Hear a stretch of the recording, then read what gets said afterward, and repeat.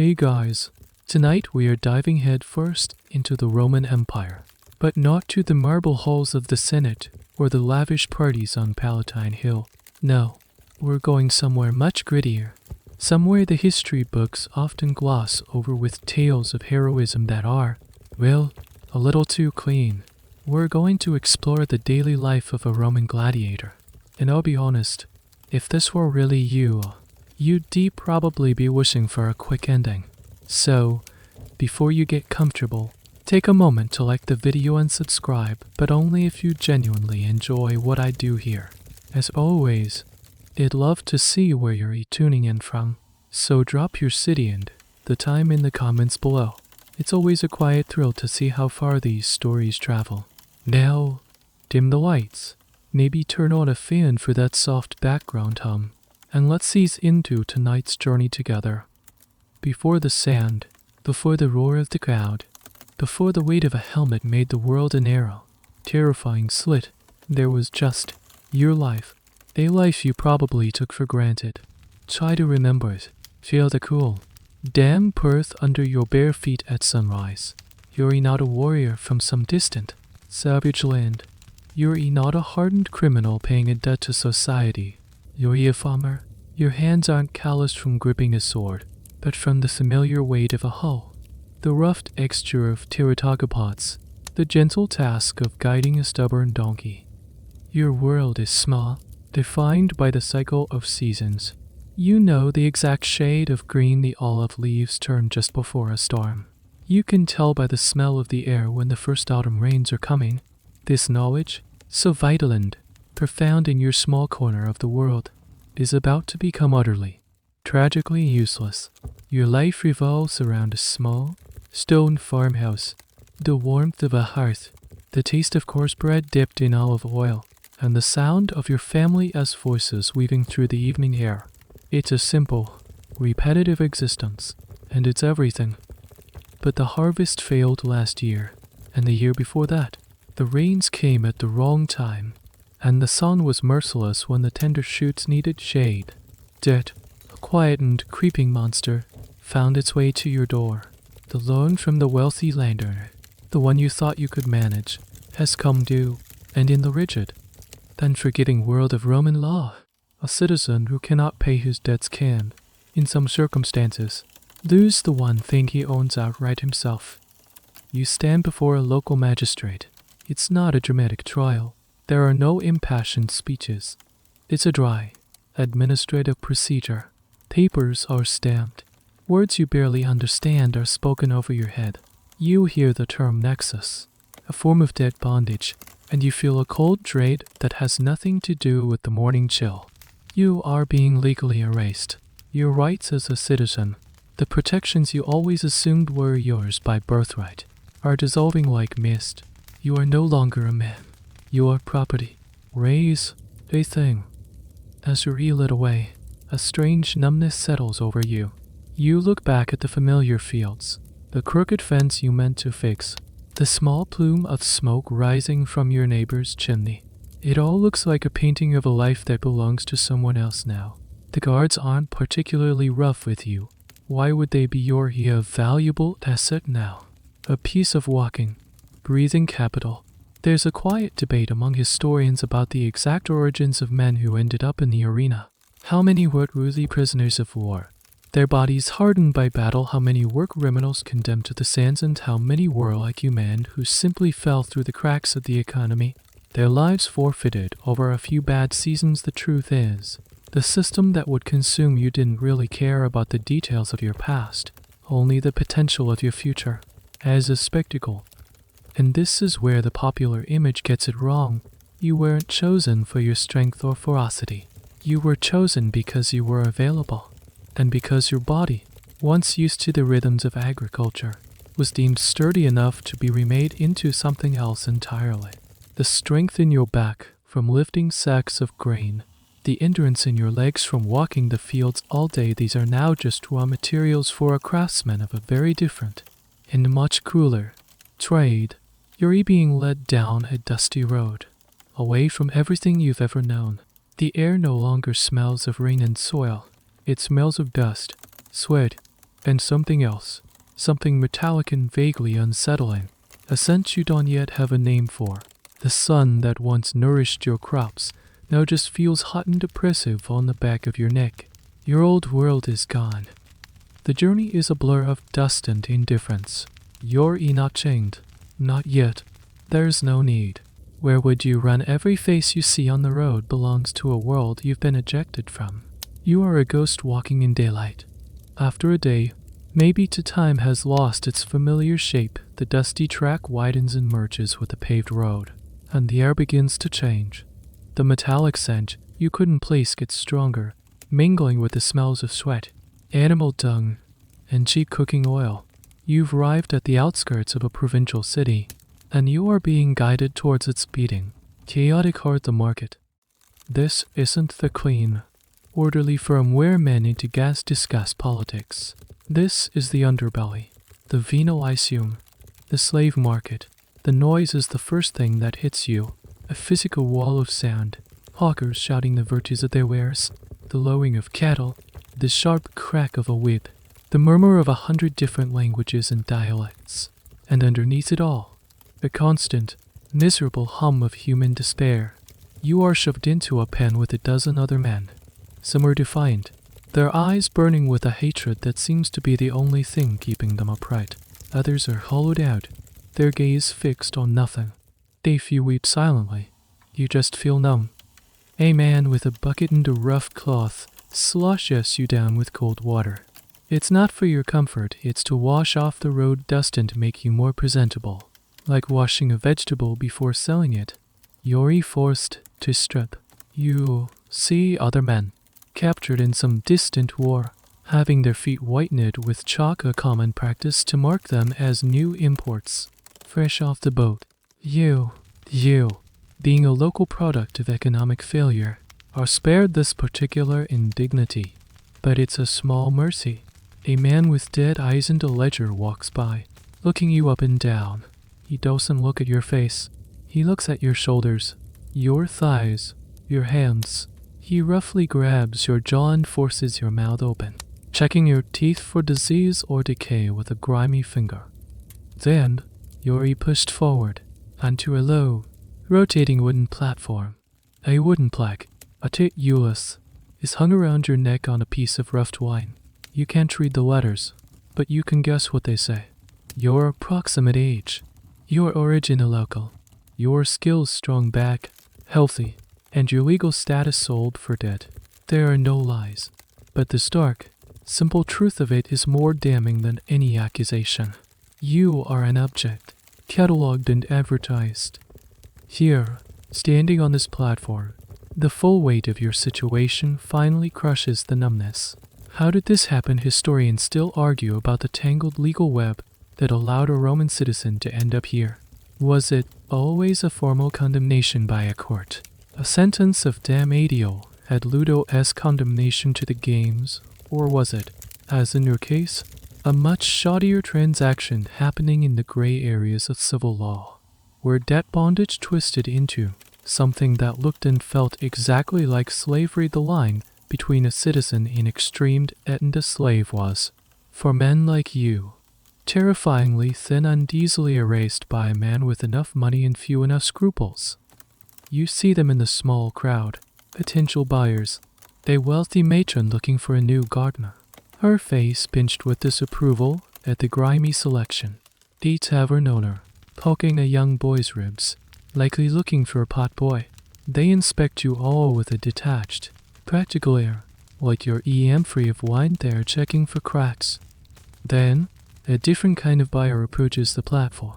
HES, not dressed in a fine toga. He wears practical, expensive leather. His face is weathered, and his eyes are different. They don't just see a body, they seem to be calculating its potential for violence, its breaking point. He doesn't look at you with the disdain of the other shoppers. He looks at you with the sharp, assessing gaze of a craftsman examining a raw piece of stone, imagining the statue locked inside. He signals to the auctioneer, a quick, almost imperceptible flick of his fingers. The price is named. There's no bidding war.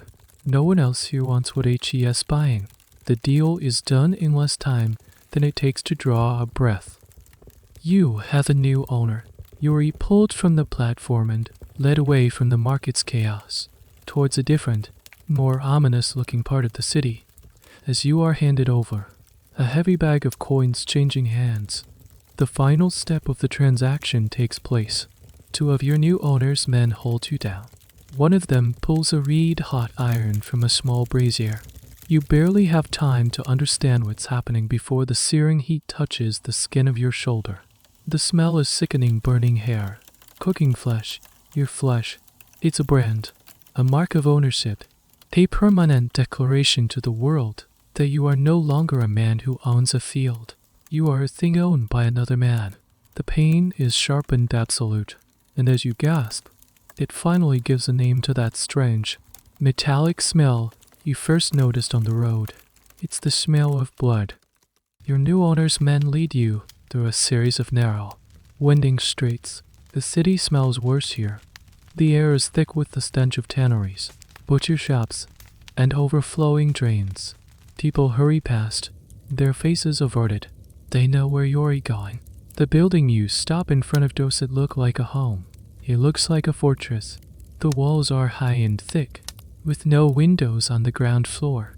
A single, heavy wooden gate, reinforced with iron bands, is the only entrance. This is the place you've only heard about in hushed, fearful whispers. A ludus, a gladiatorial school. The gate groans open, and you're shoved inside. It slams shut behind you with a sound of finality, a heavy, wooden thud that echoes in the enclosed courtyard. The world outside is gone. This is your entire universe now. The first thing you notice is the sound, not the chaotic noise of the market, but a rhythmic, brutal symphony, the thwack of wooden swords hitting shields, the grunt of men exerting themselves, the sharp, commanding barks of instructors, and a constant, low murmur of pain. The second thing is the smell. It's the scent of the brand on your shoulder, magnified 100 times over sweat, blood, and something else. Dust, not the soft earth of your farm, but fine, dry sand. It coats everything. It's in the air you breathe. The courtyard is a wide, open training ground covered in this sand. Men of all shapes and sizes are scattered across it, engaged in various forms of grueling exercise. Some are running in circles, carrying heavy sandbags. Others are hacking at thick wooden posts, their bodies slick with sweat. In one corner, two men circle each other with wooden swords, their movements clumsy but desperate. You see bodies that are maps of healed and half-healed wounds. Scars crisscross backs and chests, some white and old, others still pink and new. This isn't a training camp for soldiers. Soldiers are trained to fight together, to protect each other, to win for the glory of Rome. This is a factory for producing individual spectacles of violence. You are not the only new arrival. A few other men, looking just as lost and terrified as you, are herded into the courtyard with you. An older man, whose face is a roadmap of scars and whose one eye is clouded over, approaches your small group. He doesn't introduce himself. He just looks you all over with an expression of profound boredom, as if he has seen 1,000 men just like you stand in this very spot. This is the doctor, but not in the medical sense. In a ludus, the doctoress were the expert trainers, often ex-gladiators themselves who had survived long enough to retire. This man is a specialist, a master of a particular style of combat. He walks around you, prodding and assessing. He grabs your arm, feeling the muscle. He pushes you back, testing your balance. HES, not looking for a hero. HES looking for potential, for a body that can be molded. HES looking for something he can work with. Your e-cattle being sorted. To him, you are not a person with a past, you are a set of physical attributes. To slow you might be destined for a heavily armored role. Quick on your feet, perhaps you'll be a lightly armed chaser. Big and strong, a net and trident man. Already Arias is unlikely. Historians still debate the degree of specialization and how early it was assigned. Was it a meticulous process based on aptitude? Or was it often a more haphazard affair, filling whatever role was needed for the next games? Looking at the bored expression on this trainer's face, you suspect it's more of the latter. Your fate could be decided by something as simple as a surplus of a certain type of helmet in the armory that month. After the assessment, Yuri led away from the main courtyard, down a short flight of stone steps into a darker, cooler area. The air here was stale and damp. Yuri walking down a long corridor flanked by small, dark doorways. They aren't doors, really. They're openings to cells, barred with heavy iron grates. From inside these little rooms, eyes watch you pass. You don't see faces, just glints of light reflecting from the darkness. There's no comrade lie welcome here, just the cold, detached curiosity of prisoners watching a new inmate arrive. One of the grates is unlocked. The cell is tiny, barely large enough for 2 men to lie down. A thin layer of straw covers the stone floor. That's it. No bucket for waste. No blanket. A small, high-up opening, barred of course, lets in a sliver of weak sunlight. This is your new home. You are shoved inside with another man, a hulking figure from some northern tribe whose language you don't understand. He just grunts and turns his back to you. The grate is slammed shut and locked. The sound echoes the finality of the main gate. You are now, officially, a resident. You sit down on the lumpy straw, the brand on your shoulder throbbing. The sounds from the courtyard above are muffled now, but they're still there. The constant rhythm of training. You look at the stone walls, at the iron bars, at the stranger sharing this suffocating space with you. There are no illusions left. The market stripped you of your freedom. This place, this ludus, is designed to strip you of your humanity. A curious little piece of trivia pops into your head. Something you once overheard a traveler say. The word ludus means school or game. The same word used for a child's place of learning is used for this prison of death. The Roman sense of humor, you realize, is a dark and twisted thing. You are here to be schooled in the game of killing, and the only graduation is either death or, if you are impossibly lucky, a freedom you can no longer imagine. A day passes, or maybe 2. Time blurs in the dim light of the cell. The only markers are the meager meals shoved through the bars and the changing sounds from the courtyard above. Then, one morning, the grate to your cell creaks open and a guard gestures for you to come out. You and the other new arrivals are herded back up into the sandy arena. The morning training hasn't started yet. The yard is quiet, save for a few men sweeping the sand, their movements practiced and weary. You are told to stand in a line. The air is cool, but a knot of anxiety tightens in your stomach. A man emerges from a doorway on the far side of the courtyard. It's the same man you saw at the market, the one who bought you. He walks with an air of absolute authority. The trainers, the guards, even the veteran gladiators, they all stop what they're doing and give him a wide berth. This is the law on this day. The owner, the master of the school, he is the man who owns your brand, your body, your next breath. H.E.S. not a towering, muscular figure. H.E.S. a businessman. His tunic is of fine wool, but practical. He looks less like a warrior and more like a prosperous merchant, which, in essence, is exactly what he is. The Laniste was one of the most paradoxical figures in Roman society. He was a purveyor of the most popular form of entertainment, a man who could command immense wealth and wield considerable influence behind the scenes. Yet, his trade buying unselling human lives for sport was considered deeply sordid and disreputable. He occupied a social space of immense power and simultaneous contempt.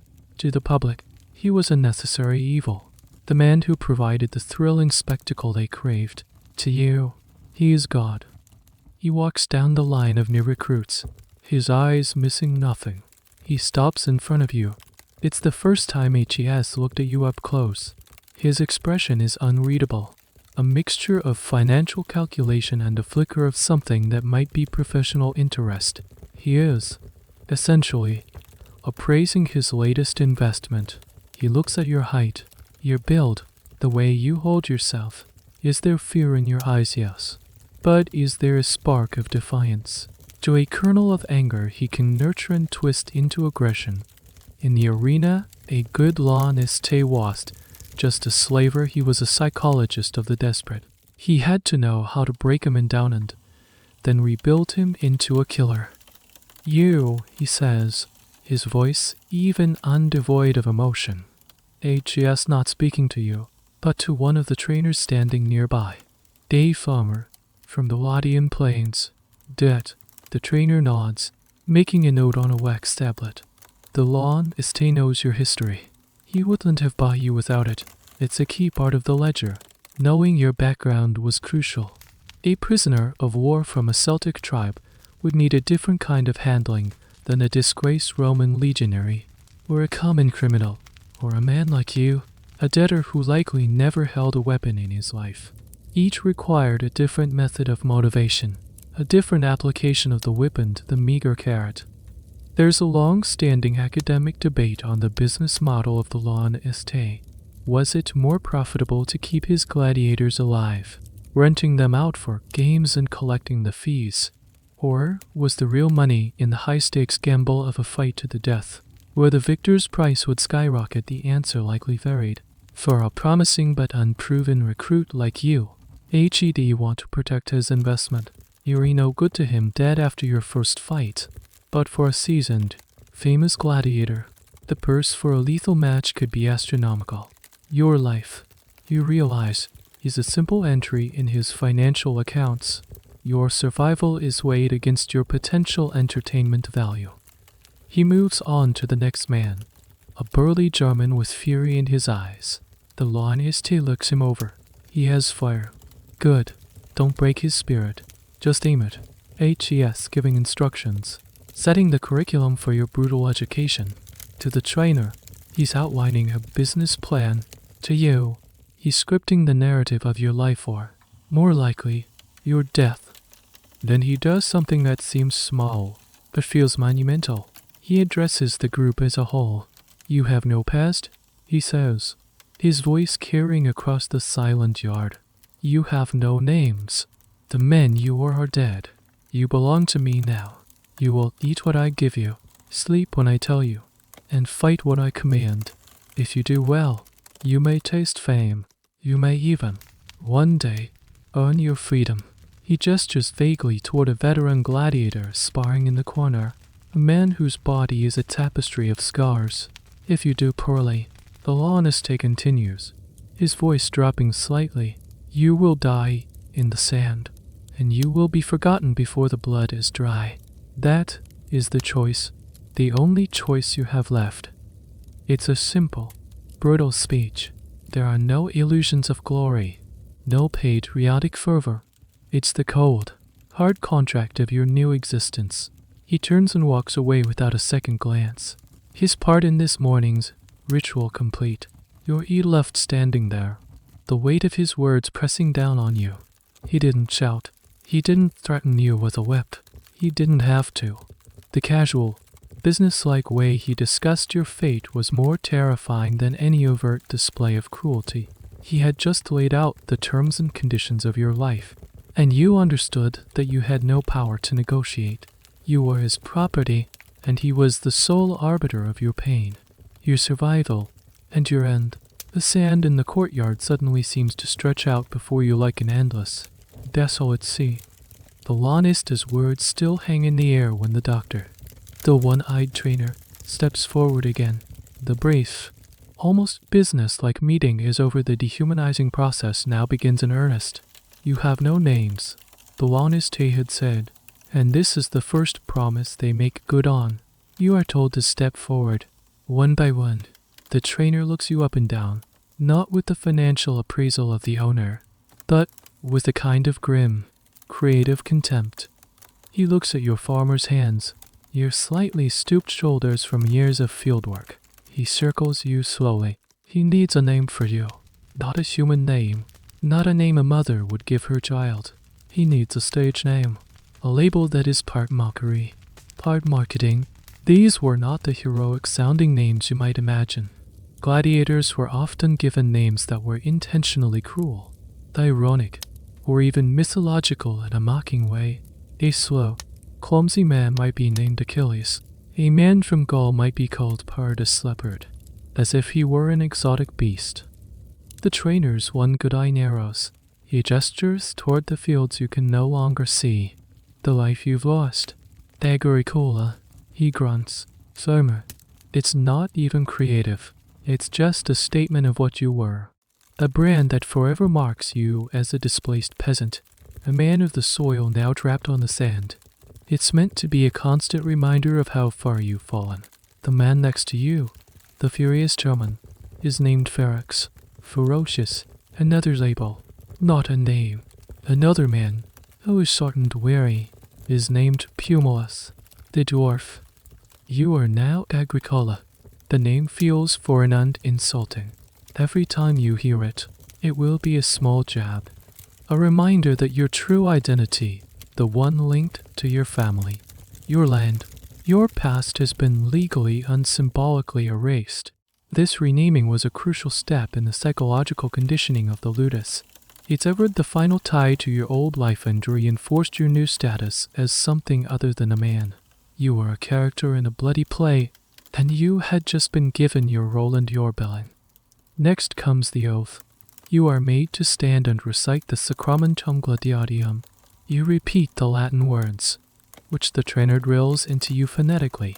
Yuri, vinciori, verbere horai, verotunegari. The meaning is chillingly clear, even if you don't understand the grammar. To be burned, to be bound, to be beaten, and to be killed by the sword.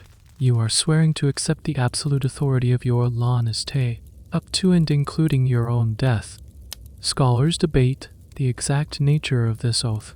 Was it a legally binding contract in the traditional sense, or more of a ritualistic vow? A psychological tool to cement a gladiator's submission was it worn by every single man who entered a ludus, even the condemned criminals? Or was it primarily for volunteers and debtors like you, men who once had rights to sign away whatever its precise legal standing? Its practical effect is absolute. It's a formal surrender of your will to live. You are pledging to endure any punishment, any torment, and to face death without flinching if commanded. It's a slave's oath, but worse. A regular slave was expected to obey to avoid punishment.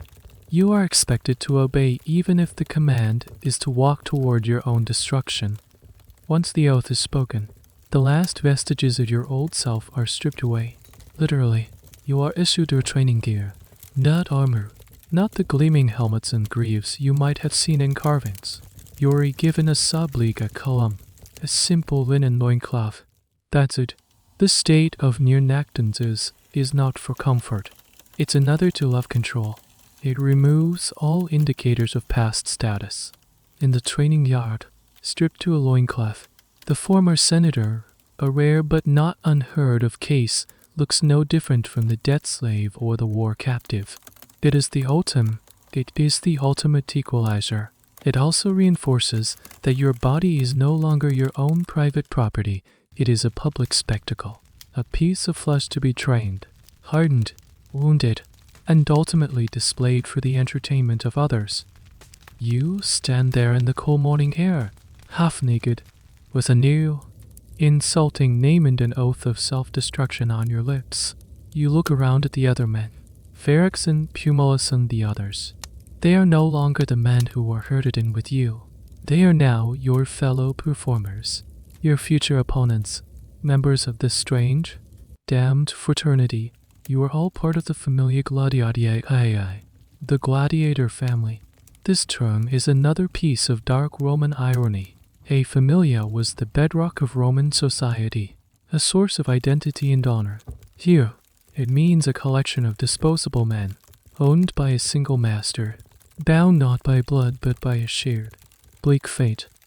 The one-eyed trainer claps his hands. The sharp, impatient sound, the ceremony, if you can call it that, is over. Agricola, he barks, using your new name for the first time. It's Tings. Take up a Rudy's.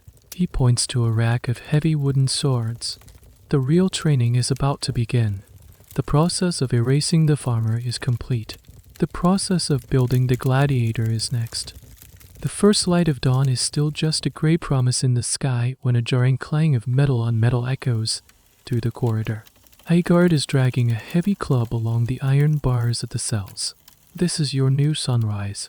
There's no gentle waking, no smell of baking bread, no quiet moment to gather your thoughts. There is only this harsh, demanding summons. You stumble to your feet in the near total darkness. The straw on the floor crackling under you. Your cellmate, the silent northern tribesman, is already up. His movements economical and devoid of any wasted energy. Taichi has been here longer. He knows the rhythm. The cell doors are unbarred, and Yuri herded out into the frigid morning air of the courtyard. The chill bites at your exposed skin, clad only in your loincloth. A shiver runs through you, but it's not just from the cold. It's the raw, physical shock of this new reality, a routine designed to keep you perpetually off balance and uncomfortable. There are no morning pleasantries, no conversations, just the grunts of sleepy men and the watchful eyes of the guards, who carry stout wooden rods a constant, silent threat. Your first task is not training, but drudgery. Yori handed a heavy rake. The sand of the arena must be smoothed over, ready for the day's bloody work. Yesterday's footprints, scuff marks, and perhaps a few dark, suspicious stains must be erased. It's mindless, back-breaking labor as you drag the rake. Your muscles, accustomed to the specific strains of farming, protest. This is different. This is the first, subtle step of your physical reconditioning. You are learning the landscape of your new world, not with your mind, but with your body. The feel of the sand under your feet, the weight of the rake in your hands. This is your new reality. You see other men performing other tasks. Some are cleaning weapons from the previous day's training, their faces grim and focused. Others are mucking out the small, foul-smelling enclosure where the wild animals for the beast hunts are sometimes kept temporarily. There's a hierarchy even in the chores. The newest arrivals, the lowest on the ladder lets you get the most menial tasks. It's a way of embedding the pecking order into the very fabric of the day. This grim morning routine is a shock to your system, which was once governed by the sun and the seasons. Historians piecing together the daily life in a ludus rely on a patchwork of evidence, the floor plans of excavated schools, like the one in Pompeii, scraps of graffiti left by the gladiators themselves, and mentions in classical literature. From this, a picture emerges of a life of monotonous, relentless discipline. The schedule was everything. There was no room for individual will.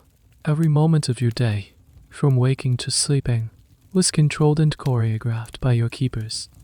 After the sand is smoothed, your finally allowed the first meal of the day. You don't go to a dining hall. You line up, and a thin, warm gruel is ladled into a rough wooden bowl. This is your breakfast. You eat it standing, or crouched in a corner of the yard. There's a strange, almost forgotten detail about gladiatorial life that modern science has uncovered. Analysis of bones from a gladiator cemetery found in Ephesus revealed high levels of strontium, which suggests a diet overwhelmingly based on plants. This has led some researchers to a curious conclusion that gladiators might have drunk it onic, made from plant ash or bone ash to boost their calcium levels and help with bone healing. Imagine that after a brutal morning of labor, your nutritional supplement is a cup of ash water. It's a detail that perfectly captures the blend of pragmatic care and utter disregard for comfort that defined your existence. As you quickly gulp down the bland porridge, you watch the other men, the veterans, the ones who have survived a few fights, carry themselves differently. There's a confidence in their posture, a weary acceptance in their eyes. They are the top of this strange, inverted social pyramid. They get slightly better food, are treated with a sliver more respect by the trainers, and sometimes even enjoy small privileges. They are also the ones with the most scars. The first bad morning is a relentless assault on your senses and your spirit. It's designed to be. It's the start of breaking you down, of stripping away the farmer who woke with the sun and replacing him with the gladiator who wakes to the clang of iron, the relentless schedule, the physical hardship, the poor food, the constant threat of violence. It's a carefully calibrated system of control. You are being taught, in the most brutal way possible, that your body is no longer your own. It is a tool belonging to the l'honnêteté, and it will be sharpened, used, and maintained according to his needs, not yours. The sun is now fully up, casting long shadows across the freshly raked and the real work of the day. The training in how to kill and be killed hasn't even begun, and you're already exhausted. The tasteless morning gruel is still sitting like a stone in your stomach when the real business of the day begins. The trainers, the doctoress, stride into the courtyard, their presence immediately ratcheting up the tension. Your one-eyed master, the man who christened you, that great Sheila, bucks in order. It's time for your next meal, but this one isn't for you. It's for the spectacle. This is the meal that would earn you a peculiar nickname from the Roman satirist Pliny the Elder Horderii, the barley men. You are herded towards the kitchens, not for more food, but to witness the preparation of your designated diet. You see sacks upon sacks of barley, not the fine wheat used for the bread of citizens, but coarse, cheap barley. There are also huge pots of boiling beans and lentils. This is the fuel that will power your body. It's a high-carbohydrate, low-quality diet, and it's meticulously planned. You'll be handed your portion. It's a thick, heavy porridge of cooked barley and beans, maybe with some dried fruit thrown in if the l'honnêteté is feeling generous. It's bland, heavy, and monotonous, day in, day out. This is what you'll eat. You look at this unappetizing mush and can't help but remember the simple but flavorful meals of your past life: a piece of salty cheese, a fresh fig, bread dipped in green, peppery olive oil. That food was meant for living. This food is meant for something else. The purpose of this diet is one of the most misunderstood aspects of gladiator life. You're not being fed for peak athletic performance in the modern sense. You're not getting lean muscle. You're getting fat. The high-carb diet is designed to build a layer of subcutaneous fat over your muscles. This might seem counterintuitive, but it serves a grimly practical purpose. In the arena, a layer of fat protects your muscles and organs from superficial cuts. A slash that might sever a crucial muscle on a lean man will only produce a long, bloody, but ultimately non-lethal gash on you. And that's the point. The crowd wants a bloody, dramatic show. They want to see wounds. They want the spectacle of first blood. A fat gladiator bleeds spectacularly from minor cuts, putting on a much better show for the audience without immediately ending the fight or permanently damaging the l'honnêteté as expensive property. Your diet is a special effect. You are being fattened up like a pig before slaughter, not for the quality of your meat, but for the visual appeal of your suffering. This scientific reality, confirmed by the skeletal analysis at Ephesus, which showed incredibly robust bone development, but not the kind of diet associated with elite athletes, stands in stark contrast to the chiseled, muscle-bound image of gladiators in popular culture. The reality was likely softer, bulkier, and built for a very specific kind of punishment. There is, of course, a debate among historians and archaeologists on this point. Was this fattening diet universal across all gladiator schools and all eras, or did it vary based on the l'honnêteté's resources, the gladiator's rank, and the specific demands of their fighting style? Lane Imble Ready Arias, with his net and trident, might have had a different diet from a heavily armored Sagot, or it's possible the Barley Man moniker was an exaggeration or specific to certain schools. But the archaeological evidence for a predominantly vegetarian, high-carb diet is compelling. It paints a picture of a life that was anything but luxurious. As you force down the heavy, glue-like barley, you can feel the lethargy it induces. This isn't the clean energy of good food, it's a heavy, stow fuel. You watch the veteran gladiators. They eat their portion without expression, their movements efficient. They know this is the price of survival. They might occasionally get a piece of meat or fish as a reward for a good performance, a rare treat that would be talked about for days, but this barley mush is the bedrock of their existence. The diet also had a psychological effect. It was another to love control. By monotonous, unpleasurable diet saps the will. It's a constant, physical reminder of your lowly status. The food of citizens, the food of free men, was varied and flavorful. Your food is the fuel of a working animal. It separates you from the world outside the ludus walls, just as surely as the iron bars on your cell. You finish your bowl, the bland taste coating your mouth. You feel full, but not nourished. You feel heavy. The trainers are already shouting, calling you to the training grounds.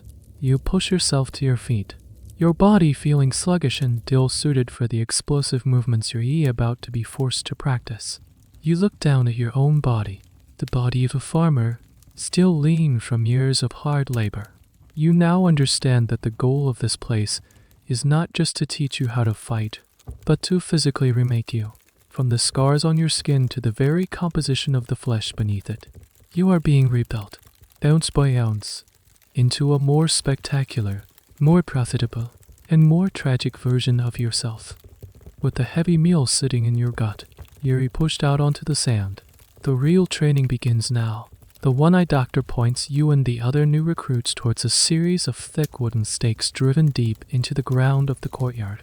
Each one is about the height of a man. This is the palace, and it is to be your first and most intimate training partner. It doesn't move, it doesn't tire, and it doesn't feel pain. It is the perfect opponent for a beginner. You're handed your training weapon. It's not the gleaming steel sword you might have imagined. It's a ludus, a wooden sword. But don't let the material fool you. It's made of heavy, dense hardwood and is oft undeliberately weighted to be twice as heavy as its metal counterpart. You're also given a wicker shield, similarly oversized and heavy. The weight of these items is staggering. You're accustomed to a hoe or a shovel, screams in protest as you try to lift the shield. The sword feels unwieldy and brutish in your hand. The trainer demonstrates. His movements are fluid, economical, and brutally efficient. He doesn't swing wildly. He thrusts. A cut bleeds. He barks. His voice rough. A thrust kills. This was a core tenet of Roman military and gladiatorial training. While a slashing cut might look dramatic, a deep, precise thrust to the torso was far more lethal. Your target on the palace is the head and the chest. You are to practice these two moves, over and over and over again. You take your place in front of a post. You feel clumsy, foolish. You lift the heavy wooden sword and try to imitate the trainer's movement. Your first thrust is awkward, poorly aimed. The weight of the sword pulls you off balance. The trainer is instantly behind you, his presence a palpable threat. A sharp rap from his training rod across your back makes you yelp. Again. Your shield is too low. You're dead. The rhythm is relentless. Thrust, recover, block an imaginary blow, advance, retreat. The oversized, overweight equipment is designed to build stamina and muscle. The theory is that if you can fight for an hour with this gear, you'll feel light as a feather when you're finally given real, lighter steel weapons in the arena. It's a brutal logic, and your aching muscles are a testament to its effectiveness. Sweat pours from your body, stinging your eyes and mixing with the sand kicked up from your feet. This obsessive drilling on the palace was the foundation of all gladiatorial training. The writer V. Gladius, speaking of Roman army recruits, described the same method in detail, emphasizing that a soldier who mastered the post was destined to be victorious in battle.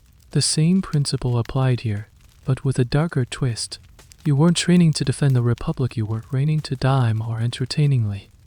After an hour that feels like a lifetime, your arms are trembling with exhaustion, but you don't stop. To stop is to invite a blow from the trainer's rod. You learn to push past the pain, to ignore the screaming protests of your muscles. This is another part of the conditioning, breaking the body's natural limits, teaching it to endure beyond what you thought possible. As you train, you notice a strange and somewhat disgusting detail. Some of the veteran gladiators, before they begin their own sparring, coat their skin in oil and then scrape it off with a tool called a strigil. This mixture of oil, sweat, and dirt, known as gladiopores, was a bizarre celebrity byproduct.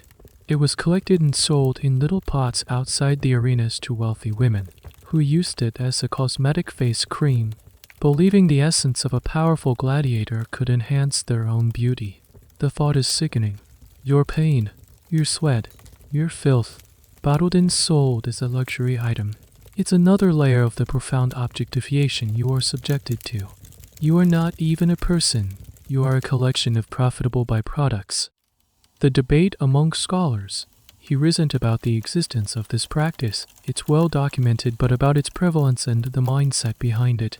Was it seen as a genuine beauty aid, a kind of celebrity endorsement, or was it more of a fetishistic souvenir, a way for the respectable upper classes to get a safe taste of the forbidden, violent world of the arena? Whatever the reason, it highlights the bizarre celebrity-slave paradox of the gladiator's existence. You were the lowest of the low, legally infamous, and yet your very bodily fluids could be a sought-after commodity. The sun climbs higher in the sky. The heat in the courtyard becomes oppressive. Your initial clumsiness slowly, painfully, begins to recede. It's replaced by a mechanical, exhausted repetition. You are no longer thinking. You are just moving. Thrust, recover, block. Your mind goes numb, focusing only on the wooden post in front of you and the voice of the trainer behind you. You are a machine being built, one painful repetition at a time. The farmer's rhythmic, life-giving motions are being hammered out of your muscle memory, replaced by these new, life-taking ones. The palace doesn't judge you.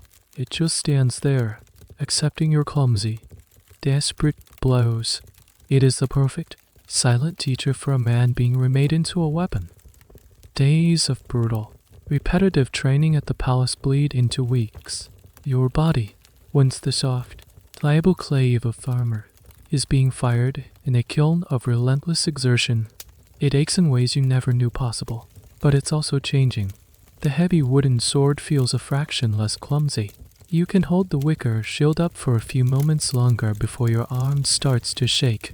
You have, through sheer, painful repetition, learned the absolute basic grammar of violence. And now, it's time to learn a specific dialect. One morning, the one-eyed doctor pulls you away from the training post.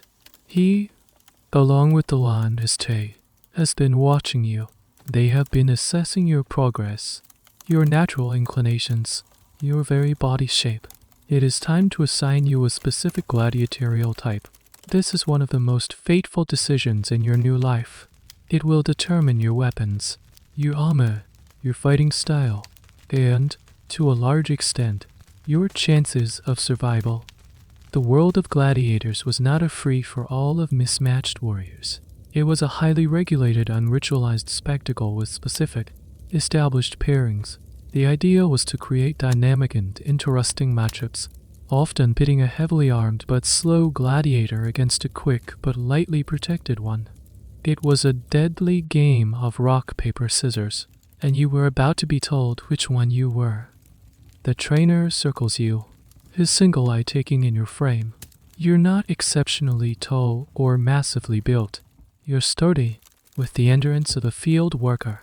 You're not fast enough to be a ready Orias, the iconic Netan Triton fighter who relied on speed and agility. You're not bulky enough to be a Hoplomachus, the heavily armored spearman. The trainer grunts. You will be a Sekat or. The word means chaser or pursuer. It's a classic, relatively common type. You are led to the armory, a dark, intimidating room that smells of leather and metal polish. Here, you are shown your future. A Seikador is designed for one purpose: to fight a ready Arias. All of your gear is specialized for this single task.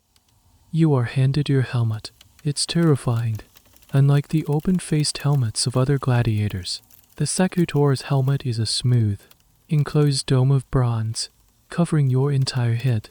They are only two small, round eye holes, no larger than coins. It's designed to be smooth so that the prongs of a ready Arius trident will glance off it, and the holes are small to prevent a prong from finding your eye. But when you put it on, the world shrinks to two tiny, terrifying circles. Your breathing is loud and dragged inside the metal bubble. You are half blind and half deaf. It's claustrophobic, disorienting. This will be your world in the arena. Then comes the shield, a scutum. It's the large, rectangular shield of a Roman legionary, heavy and offering significant protection. In one hand, you will hold this wall of wooden leather. In the other, a gladius, the short, stabbing sword of the Roman army. Your sword arm will be protected by a manica, a segmented arm guard of leather or metal. A greave will protect one leg, usually the left one, which is forward in a fighting stance. This is your new skin, heavy, cumbersome, and half blind. As a Seikut, or your job will be to relentlessly pursue the nimble ready Arius, trying to close the distance to use your sword before he can entangle you in his net and finish you with his trident. It is a classic matchup of offense versus defense, heavy power against light-footed agility. This is where the strange, almost unbelievable fact of gladiatorial combat comes into play. The different types were so specialized that they rarely, if ever, fought against their own kind. A Seikut, or would almost never fight another Seikut, or it would be a boring, clanging stalemate. The entire system was built on these asymmetric pairings. This high degree of specialization is something historians still marvel at. How did they maintain the training regimens for so many different styles? How were the pairings decided by the game's organizers? The editors, was it purely for entertainment value? Or were there betting odds and other factors at play? The system suggests a level of complexity and regulation that goes far beyond a simple deathmatch. You are now being trained specifically as a Seikut, or your drills are no longer just about generic thrust. You practice advancing steadily behind your big shield, learning to protect your exposed right side. You learn to lunge, to manage the suffocating confines of your helmet, to fight against an imaginary, dancing opponent you can barely see. Your trainer is ruthless, exploiting every weakness of your new equipment. He uses a long pole to represent the trident, jabbing at your unprotected areas. He throws a weighted net at you, forcing you to learn how to twist away or cut yourself free. The specialization is total. You are no longer just a gladiator in training. You are a Seikut or a Seikut. This identity is hammered into you. You eat, sleep, and train for one purpose: to defeat a ready Arius. The name Agricola feels like a distant memory from another man's life. Your world has shrunk even further, from the farm to the ludus, and now to the narrow, terrifying vision granted by two small holes in a bronze helmet. You are being perfected as one half of a deadly equation, a specific poison designed for a specific target. Now that you have an identity as Seikut, or you start to understand the unspoken social structure of the ludus. It's a prison, yes, but like any society, it has its own rules, its own hierarchy, its own strange codes of conduct. You are at the bottom of this ladder, a tyro, a novice. You have not yet fought. You have not yet bled for the crowd. You have earned nothing. The top of the pyramid is occupied by the veterans, the veteranai. These are the men who have survived multiple fights. They are the stars of the school. You see them practicing in the center of the courtyard. Their movements assured and deadly. They train with a different intensity, honing their skills rather than just building them. Men like Colosseum, a veteran Hoplomachus whose name is whispered with a mixture of awe and fear. He has survived a dozen fights. He has his own, slightly larger cell. He gets an extra portion of meat when it's available. The guards speak to him with a sliver of respect. He is a valuable asset, a proven earner for the Lannis Tay. These veterans are walking libraries of scars, each one telling a story of a fight survived. They are also a constant, living reminder of the dual possibilities of this life's survival and fame on one hand, and the constant, looming presence of death on the other. For every SBI Colosseum, there are a dozen ghosts of men who didn't make it. The veterans are treated better not out of kindness, but as a pragmatic investment. Their morale and physical condition are key to the honest as profits. Below the veteran eye are the Primus Palace First Sword and Second is Palace Second Sword, gladiators ranked by their skill and experience level. Like modern-day boxing weight classes, these men have fought and won. They have tasted the roar of the crowd and survived. They carry themselves with the confidence you lack. They ignore you, the novice. You are not worth their time until you have proven yourself on the sand. Then there are the men like you, the tier ones, the rookies. You are the expendable majority. You do the worst chores. You get the worst food. You are the raw material that might, with luck and brutality, be forged into something valuable, or you might just break in the fire. There's a constant sense of being tested, not just by the trainers, but by the other gladiators. A misplaced glance. A moment of weakness, these things are noted. The social structure is also built around the fighting styles.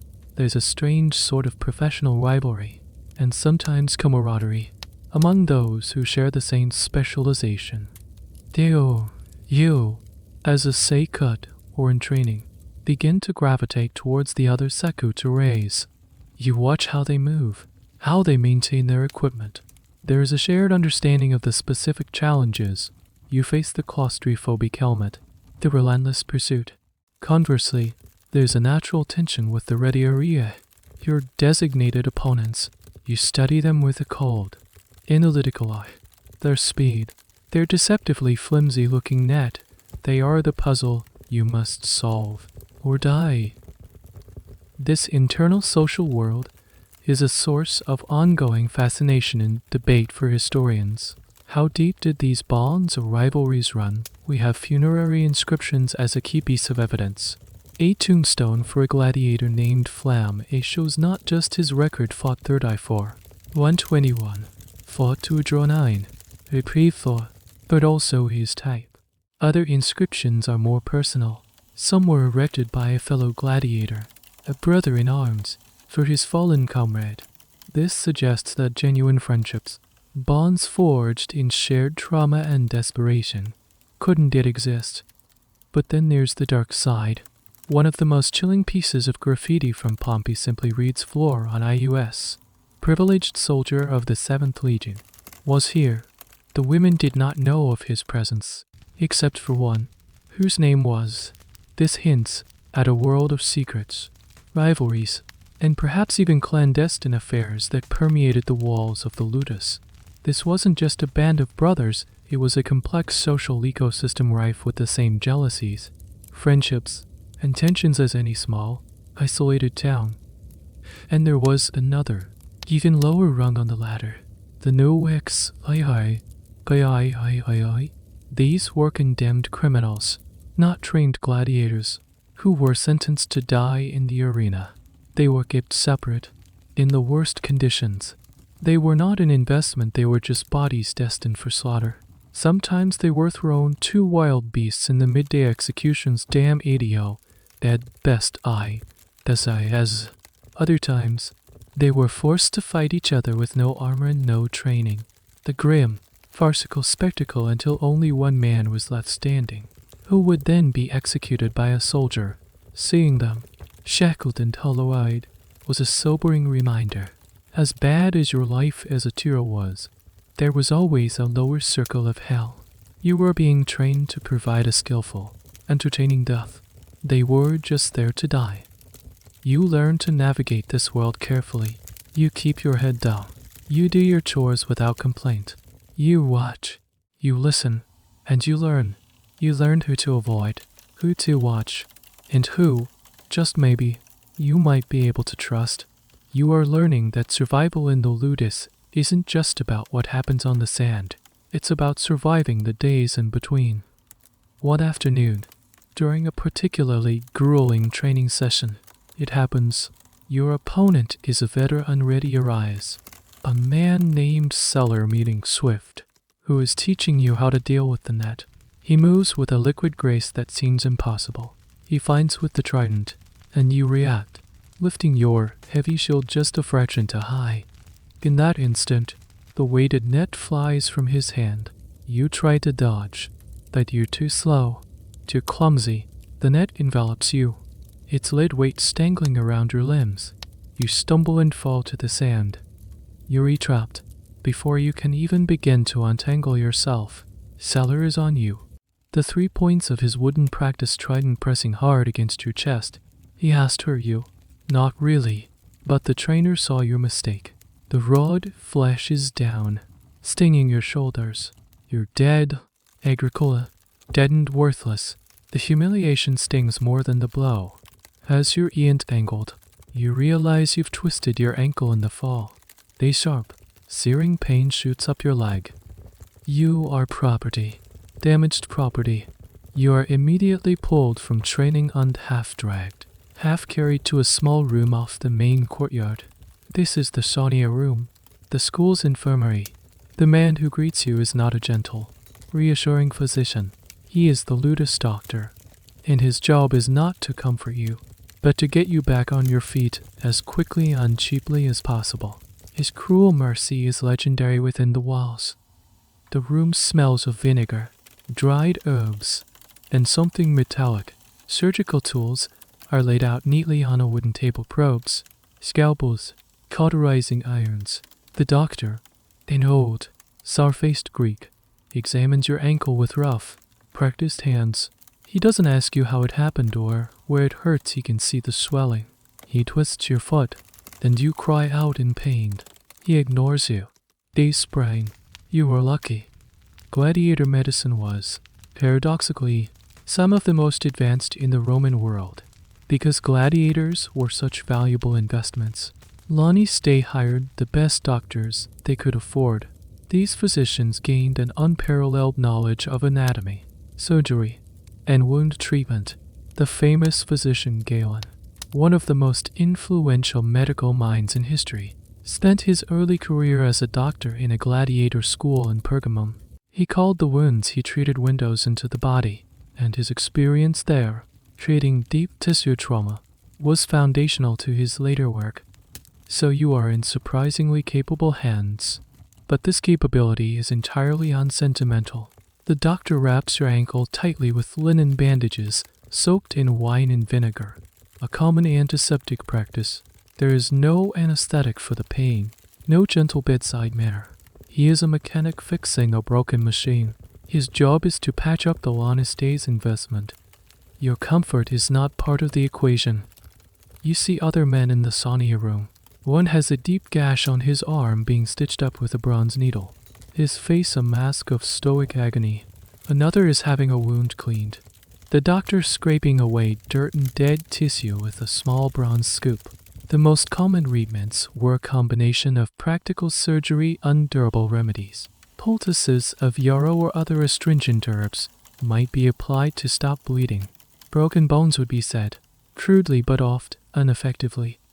The most feared tool, however, was the cauterizing iron, for wounds that wouldn't stop bleeding or were at high risk of infection.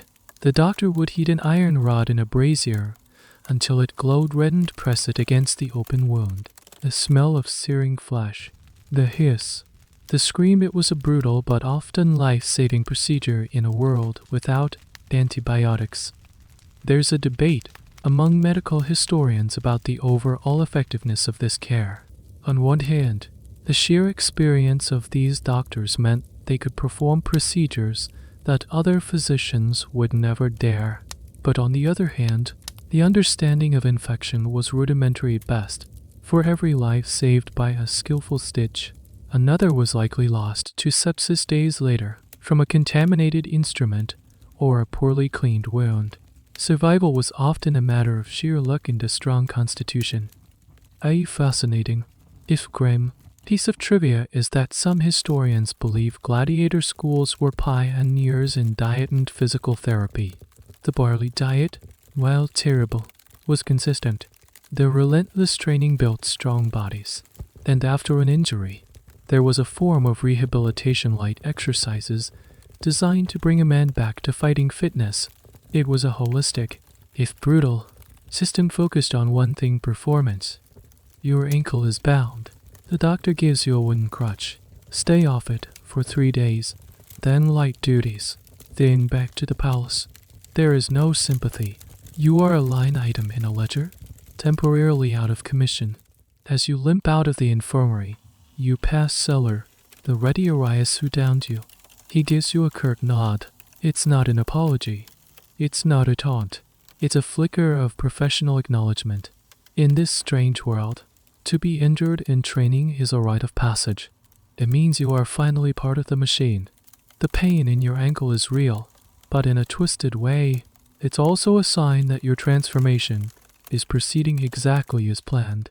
You are learning the language of this place, and it is a language written in pain. Your ankle heals, as the doctor predicted. The 3 days of light duty, mending nets and polishing armor, were a strange respite, but also a source of anxiety. To be injured is to be useless, and in the ludus, uselessness is a dangerous state. You are eager to get back to the sand, not out of any newfound love for training, but out of a desperate need to remain a viable asset. It's during this time, as you sit on the periphery, that the full weight of your legal status truly sinks in. You hear the other men talking. They use a word you've heard before but never fully understood: infamiae. Infamy.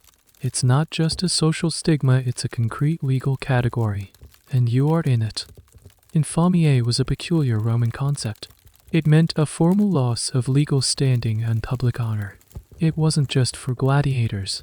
Actors, prostitutes, pimps, and even certain types of bankrupts were all branded with it. An infamous person couldn't vote, couldn't hold public office, and couldn't represent others in court. They were, in the eyes of the law, morally untrustworthy, unsocially tainted. Their testimony in a trial was considered less valuable. They existed in a legal twilight zone. You realize with a cold dread that your status is even worse than that of a typical slave. A household slave, while still property, was part of a Roman familia. They might have some small protections under the law which grew over time and could even hope to be freed by a benevolent master and eventually become a citizen. Their work, while forced, was not inherently shameful, but your profession is the shame. To be a gladiator was to be the ultimate paradox. You could be adored by the masses, your image scratched onto walls and molded into souvenir lamps. A famous gladiator could be a celebrity, a sex symbol even, but that fame was built on a foundation of profound legal and social disgrace. You were celebrated for the very act that made you an outcast. The cheers from the crowd didn't wash away your infamiae, they were predicated on it. They roared because you were not one of them, because your life was disposable, in a way theirs was not. This concept is complex, and historians continue to debate its nuances. Did the social reality of a star gladiator's life clash with his legal status? Absolutely. Marcus Aurelius, the philosopher emperor, complained in his meditations about the public's foolish obsession with gladiators and beast hunts. The upper classes publicly disdained the spectacle while privately flocking to it. This hypocrisy was at the heart of the gladiatorial system. The honest Eurona was also considered infamous. Even if he was fabulously wealthy, he was a purveyor of shame, a merchant of death. You see this contradiction play out in small ways every day. A wealthy patron might visit the ludus to inspect the stock for an upcoming gain. He might admire a veteran's physique, praise his skill, but he would never shake the gladiator's hand. He would never treat him as an equal. The invisible wall of infamy was always there. A strange and little-known consequence of this status related to burial. Because you were infames, you were often denied burial in a normal community cemetery. Gladiators were frequently buried in separate, unconsecrated ground, outside the city's formal boundaries. This is why archaeologists get so excited when they find a gladiatorial cemetery, like the one at Ephesus or the one discovered in York, England. These segregated burial grounds are a stark, physical manifestation of the gladiator's outcast status. They were set apart from society in death as they were in life. This realization is profoundly demoralizing. Even if you survive, even if you win your freedom, the stain of infamy might never fully wash away. A freed gladiator, a libertas, would carry the stigma of the arena for the rest of his life. He could make a living, perhaps even become a trainer himself, but he would never fully rejoin respectable society. You look at the veteran Nesbiicolus. He has fame, he has small comforts, but he is still infamies. He is still a prisoner of his past, trapped in this world even if he seems to be at its peak. The dream of freedom, the one the lawnist mentioned on that first day, suddenly seems more complicated. Freedom from the ludus was one thing, but freedom from your own history, freedom from the brand of infamy, that seemed like a much more impossible victory. You are not just a slave, a piece of property. You are a pariah, a legally recognized outcast. This knowledge doesn't change the physical reality of your day, the barley porridge, the heavy wooden sword, but it poisons the mind. It's another layer of the psychological cage being built around you.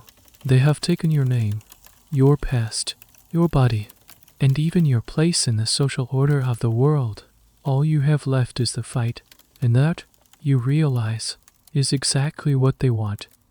The daily grind of training, pain, and poor food creates a pressure that can either crush a man or fuse him to those who share his fate.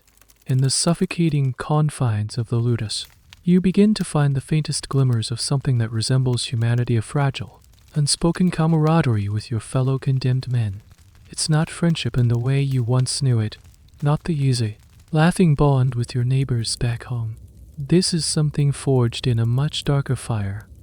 It starts in small, almost imperceptible ways. A shared glance of understanding after a particularly brutal session with the trainers. A silent offering of a small piece of your bread to a man who took a worse beating than you. A quiet word of advice from a more experienced cut or on how to angle your shield to better deflect a trident test jab. These are not grand gestures. They are tiny sparks of solidarity in an ocean of institutionalized brutality.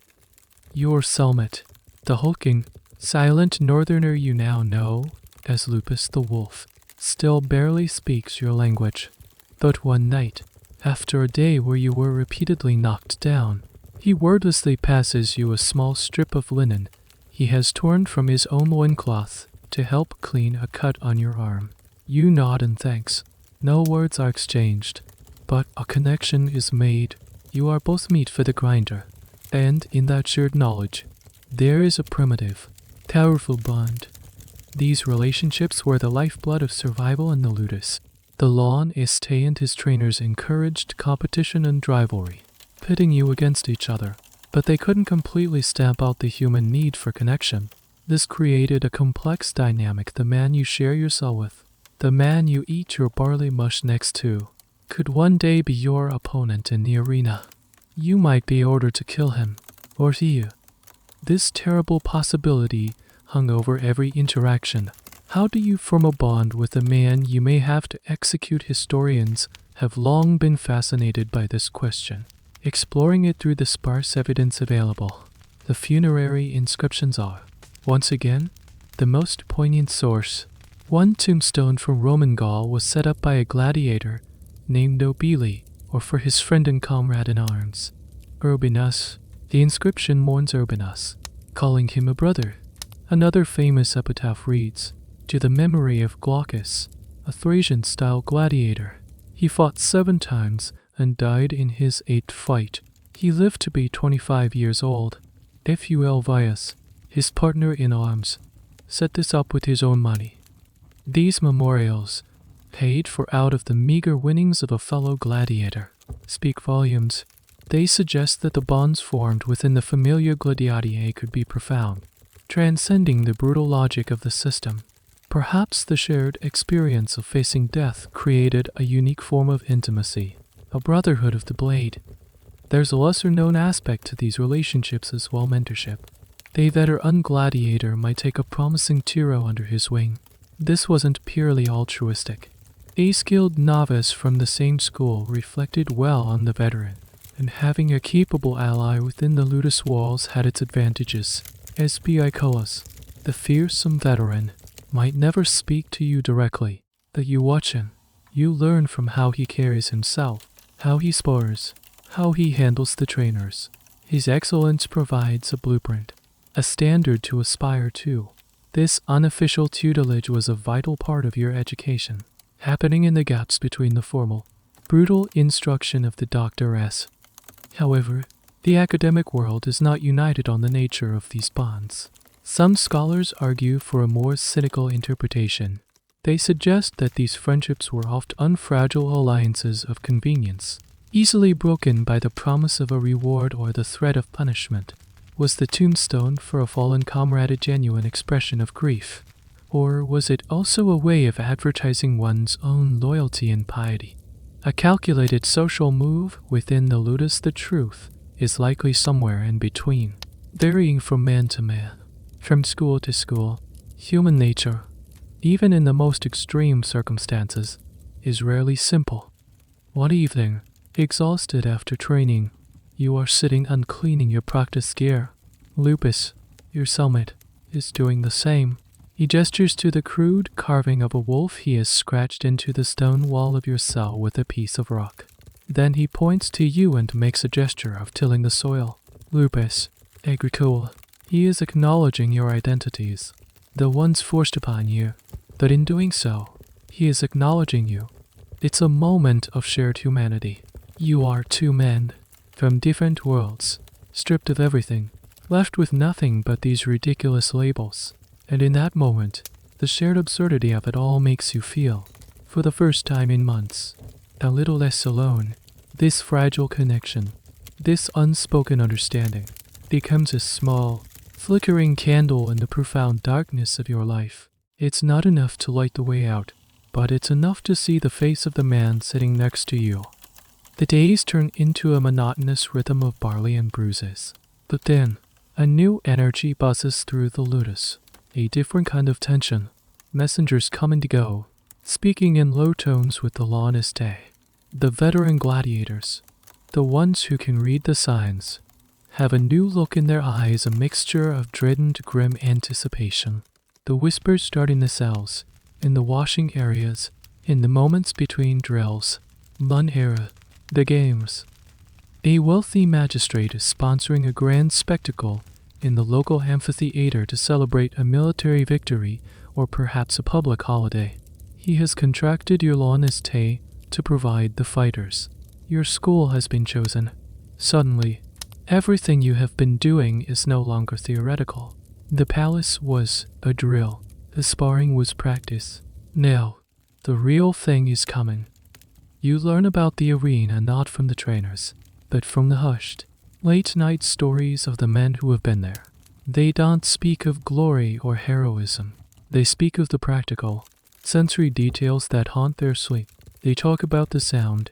They say it's a physical thing, a roar from thousands of throats that hits you like a wave and never subsides.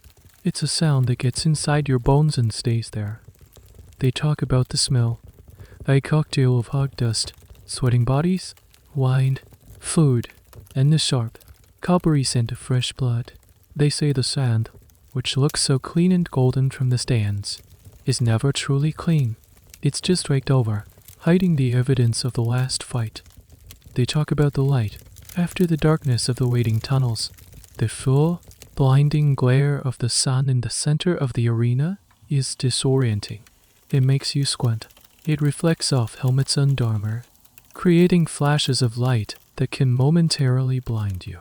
You need to learn how to use it, how to keep the sun at your back. One of the veterans, a weary RAX named Drusus, tells you about arena fever. He says no matter how many times you fought, the moments before you go out are always the same. Your mouth goes dry. Your hands feel cold and clumsy. You can hear your own heart pounding in your ears, louder than the distant roar of the crowd. He says the only way to beat it is to accept it, to breathe through it, and to focus on the first step onto the sand. These stories are not meant to comfort you. They are a form of practical wisdom, a legacy passed from the survivors to the novices. They are teaching you what the doctoress cannot, how to manage the psychological terror of the moment. A curious, little-known fact about the games is the incredible logistical effort behind them. A major ludus was a massive undertaking. The sponsor, or editor, had to arrange for the fighters, secure the venue, advertise the event with painted notices on city walls, and even sometimes provide amenities for the crowd, like Shea Donning's villa or scented water misted over the stands. It was a huge, expensive production, a key way for the rich and powerful to curry public favor. You are not just a fighter, you are a key performer in a massive piece of political theater. Historians still debate the precise nature of the fight contracts between the editor and the Laniste. Were specific gladiators requested by name? Did the Laniste offer a package deal of various fighter types? The contracts likely stipulated whether the fights were sine missioni, meaning without release to the death, or a digitum, to the finger, meaning the fight would stop when the defeated gladiator raised a finger in surrender, leaving his fate to the crowd and the editor. Fights to the death were rare and much more expensive, as the editor had to compensate the Laniste fully for the loss of his trained gladiator. Most fights were not explicitly to the death, but death was always a very real possibility. The Laniste walks through the courtyard, a scroll in his hand. This is the list, the fight card. He is selecting who will perform. His eyes scan the men, his expression a mask of cold calculation. He is not just choosing fighters, he is managing his portfolio of assets. He won't risk his top star, SBI Colas, against an unknown opponent. He'll send some mid-rankers to put on a solid show, and he will send some TIR1s, some novices like you, for the opening matches. It's a low-risk gamble for him. If you die, the financial loss is minimal. If, by some miracle, you survive and put on a good show, your value instantly increases. You are a speculative stock. He is about to float on the market. He reads the names: Seller, the Ready Arias, Dresses, the THRAX, and then Agritola. Your name. The world seems to tilt for a moment. The whispers of the veterans, the stories of the sand and the roar, are no longer stories. They are your immediate future. A cold knot forms in your stomach.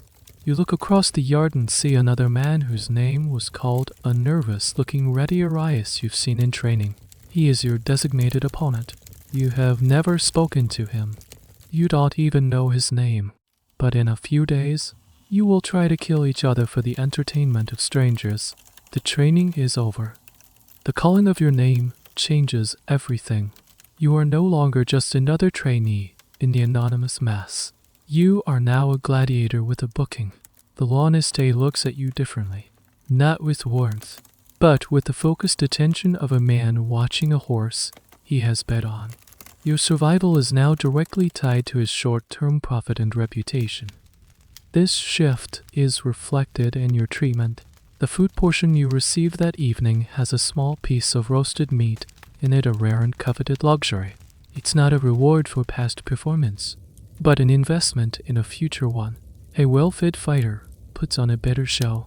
You are being fattened for the spectacle in a more immediate sense now. Your training also shifts. You are pulled from the general drills and paired exclusively with your trainer, the one-eyed doctor. He pushes you with a new, focused intensity, drilling you on the specific moves you'll need to counter a Ready Arias. He is no longer building a foundation, he is sharpening a blade for a single purpose. It's in these moments that you truly understand your owner's business. The ludus is not just a prison or a training camp, it's a high-risk, high-reward enterprise. The Laniste is a speculator in human flesh. He buys raw material men like you cheaply. He invests in them through training and food, a calculated overhead. His primary source of income is then leasing his gladiators out to an editor for the games. The fee for a standard match, where survival was the likely outcome, was considerable. But if the editor wanted a guaranteed result, a fight sign mission E to the death, the price skyrocketed. The editor would have to pay the full market value of the gladiator who was killed. This is why such fights, despite their popularity in movies, were not the everyday standard. No sane businessman would want his most valuable assets routinely destroyed. It was far more profitable to have a famous, skilled gladiator who could fight, win, than be leased out again and again. Your life, you realize, is a simple cost-benefit analysis on the honest as wax tablet. Your purchase price, the cost of your food and training versus the fee he will receive for your fight. If you die, he has to factor in the loss of his initial investment. If you live and win, your future leasing fee goes up.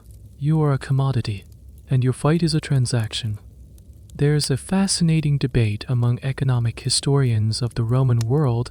Was running a ludus actually a good business? The potential for profit was enormous. A top-tier gladiator could command appearance fees equivalent to a modern star athlete's salary, but the risks were also immense. An outbreak of disease in the barracks, a string of defeats in the arena, or an unlucky death of a prize champion could ruin all honesty. They were often walking a financial tightrope, their fortunes rising and falling with the outcomes of the bloody games they supplied. This commercial reality is reflected in a weirdly charming piece of historical evidence, a child's toy.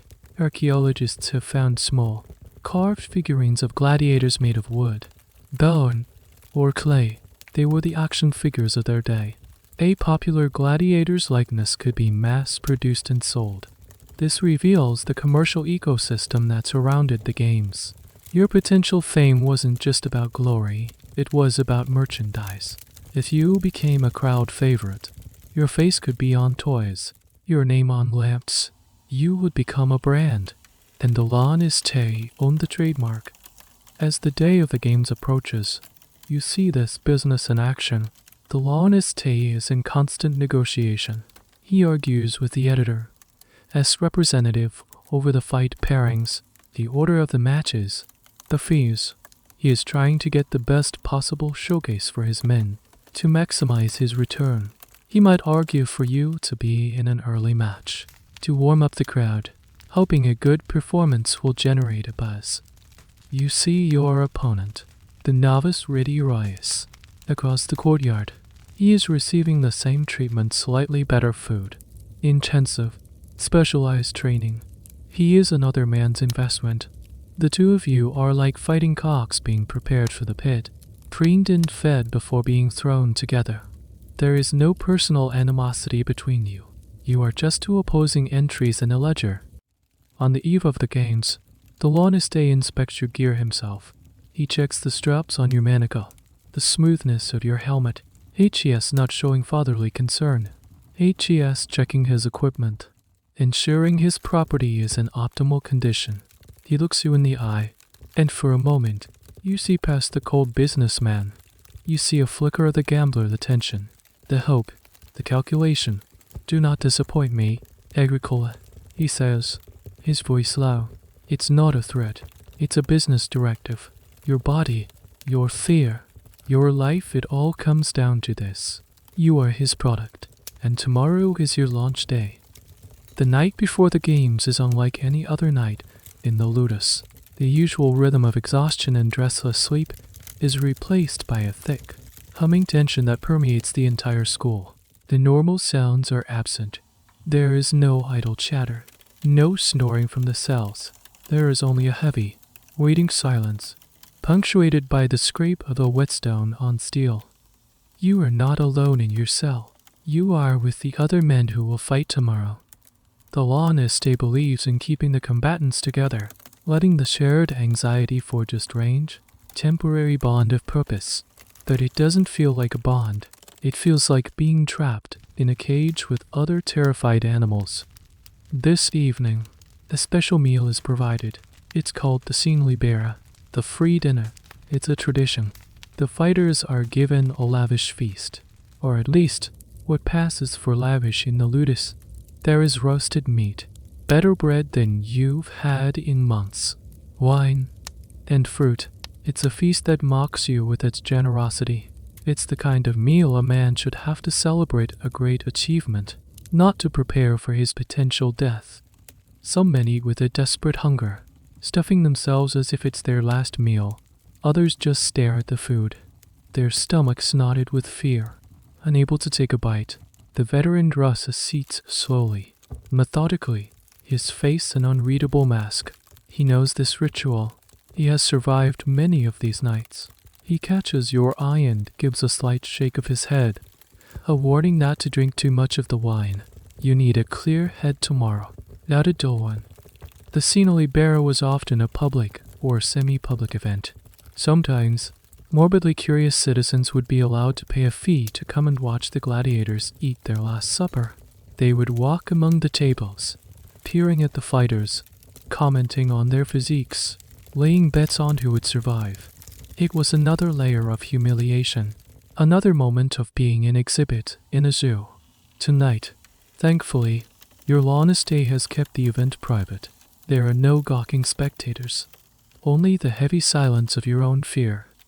A strange and often overlooked detail of this night is the opportunity for gladiators to attend to their personal affairs. A fighter might be allowed to meet with a legal representative to dictate a will. If he had any property to his name, perhaps from previous winnings, he could make arrangements for his own burial, perhaps by paying into a Colosseum, a burial society that would ensure he received a proper funeral rather than being dumped in an unmarked pit. The existence of these burial clubs for gladiators is a poignant testament to their desire for a shred of dignity in death. They knew the risks of their trade and planned for the worst. The debate here among classicists is how widespread these privileges were. Were they reserved only for the veteran stars, the Primus Palace gladiators with status and some accumulated wealth, or could a novice like you, a Tiro with nothing to his name, have any say in his final affairs? The answer is likely the former. You have no property, no will to make. Your only concern is the coming dawn. After the meal, you are left to your own devices. The hours stretch into an eternity. You see men sharpening their own weapons, a ritual that is both practical and meditative. The rhythmic shing, shing, shing, shing of stone on metal is the only sound that cuts through the silence. It's a sound that says, I am still here. I am preparing. You are given your real armor and weapons to check. You run your thumb gingerly over the edge of your gladius. It's lethally sharp. You practice putting on the heavy, claustrophobic helmet, the world dissolving into those two small circles of vision. The weight of it feels real, final. Men deal with the fear in different ways. Some try to sleep, curling up on their straw pallets and seeking a few hours of oblivion. Others sit and stare at the wall, lost in their own thoughts. A few pray to Nemesis, the goddess of fortune and divine retribution, whose shrines were a common feature at amphitheaters' untraining schools. She was the unofficial patron deity of gladiators, a fitting goddess for a life governed by luck and violent reversals of fate. You can't sleep. Every time you close your eyes, you see the flash of a trident's bronze, the unfamiliar face of the ready Arius you are destined to fight. You think of your old life, the farm, the feeling of soil in your hands. It feels like a story you read in a book a long time ago. It doesn't feel real. The only thing that feels real is the cold knot of fear in your stomach and the weight of the steel sword in your hands. The night wears on, each moment stretching into a lifetime. The moon creeps across the small opening high in the wall. You are just waiting for the sun. You are waiting for the sound that will tell you the last night is over. Then the first day of the rest of your life, however short that may be, has begun. The summons comes before dawn, just as it always does. But today, the clang of the guard's club on the iron bars carries a different, more terrible weight. This is it. There is no morning drudgery, no training at the palace, The air is thick with a nervous energy that is almost frantic. You are given a final, simple meal, more of the barley porridge, a food of routine in a day that will be anything but. Then, the preparations begin. You are stripped and oiled down one last time. It's not for cosmetics. It helps to highlight your physique for the crowd and, some believed, made it slightly harder for an opponent to get a firm grip. Your real armor, the gear you were assigned, is brought out. The pieces you have only practiced with are now fitted onto your body for their true purpose. Servants of the ludus strap the greave onto your left leg. They secure the manica, the arm guard, onto your right arm. The leather straps are pulled tight, digging into your skin. Each piece of armor adds weight, restricting your movement, transforming you from a man into a fighting machine.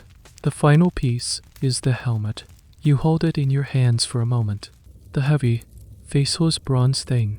Once it goes on, your world will shrink. You'll be sealed inside with nothing but your own ragged breathing and the terrifyingly narrow view of the world. You don't put it on yet. That comes later.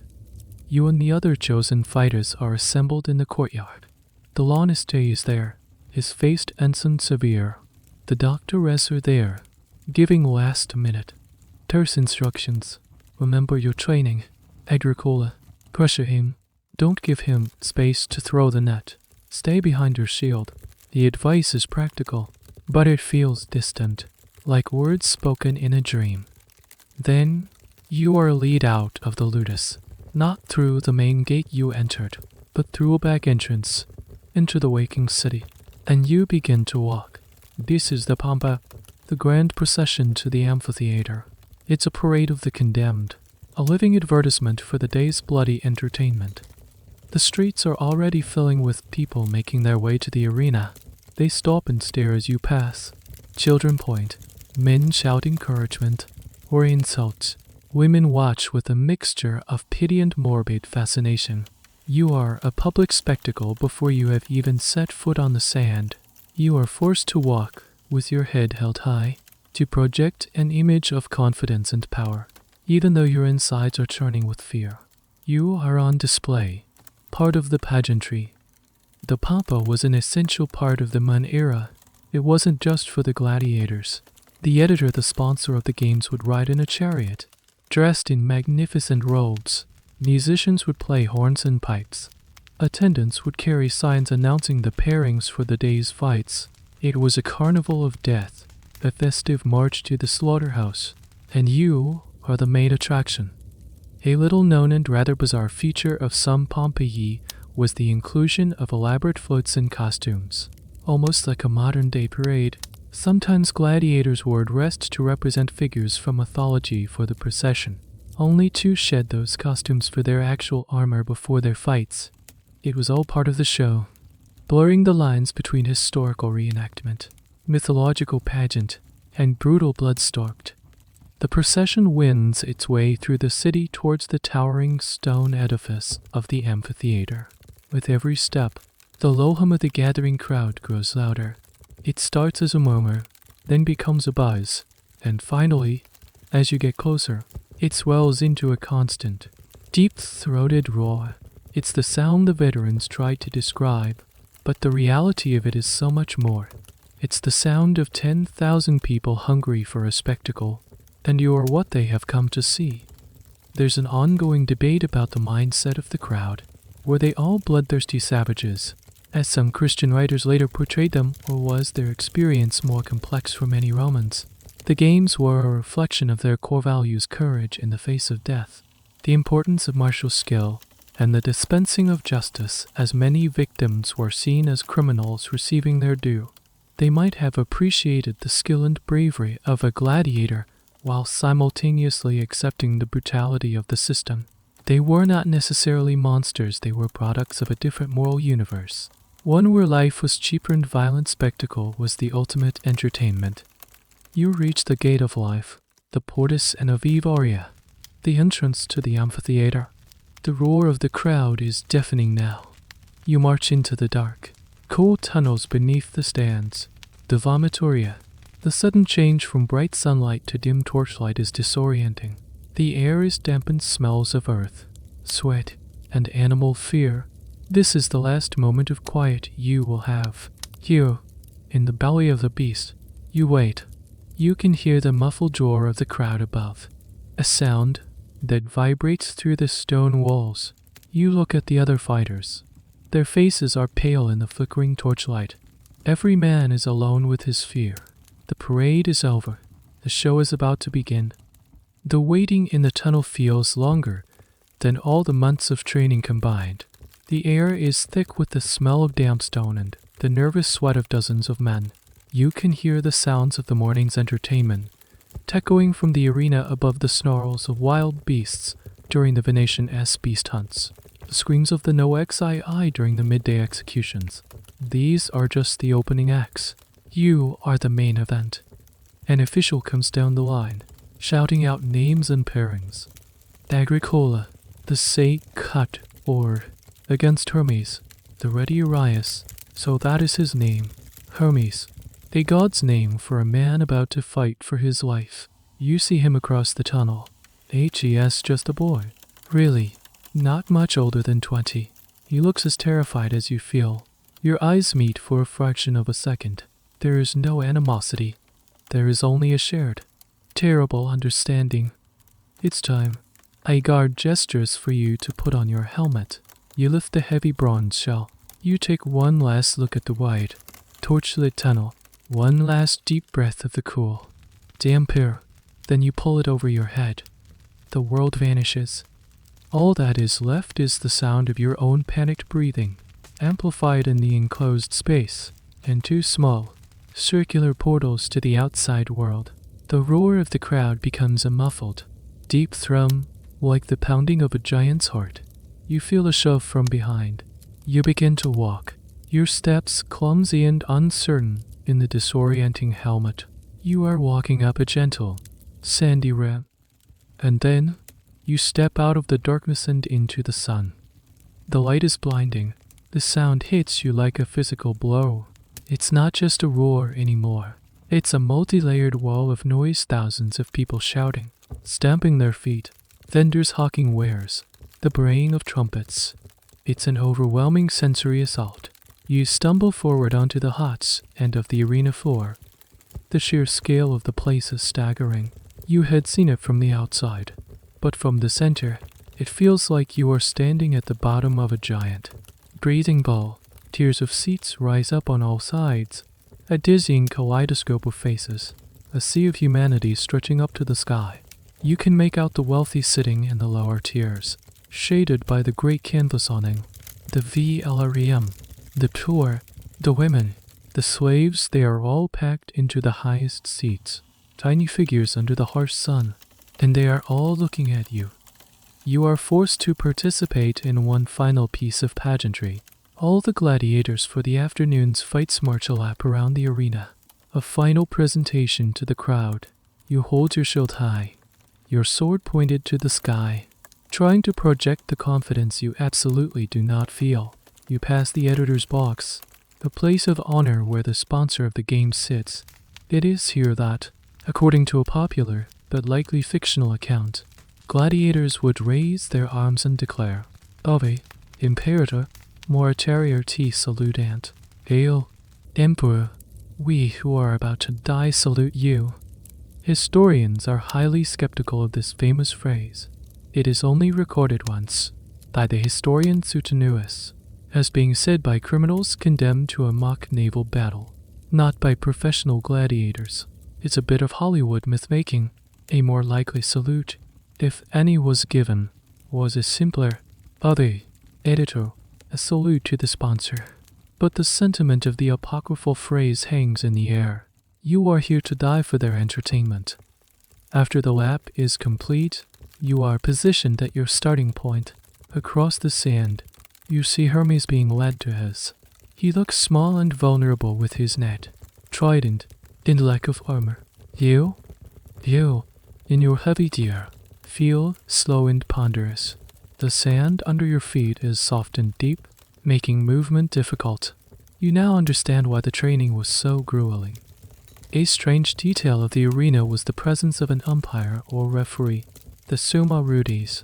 This official, often a retired gladiator, was there to enforce the rules of the pairing, to separate fighters if they became locked, and to make the crucial call on whether a defeated gladiator had surrendered. Combat was not a lawless brawl, it had rules and oversight. The trumpets blare. The crowd's roar reaches a crescendo. The summa rudis gives a signal. There is no countdown. There is no bell.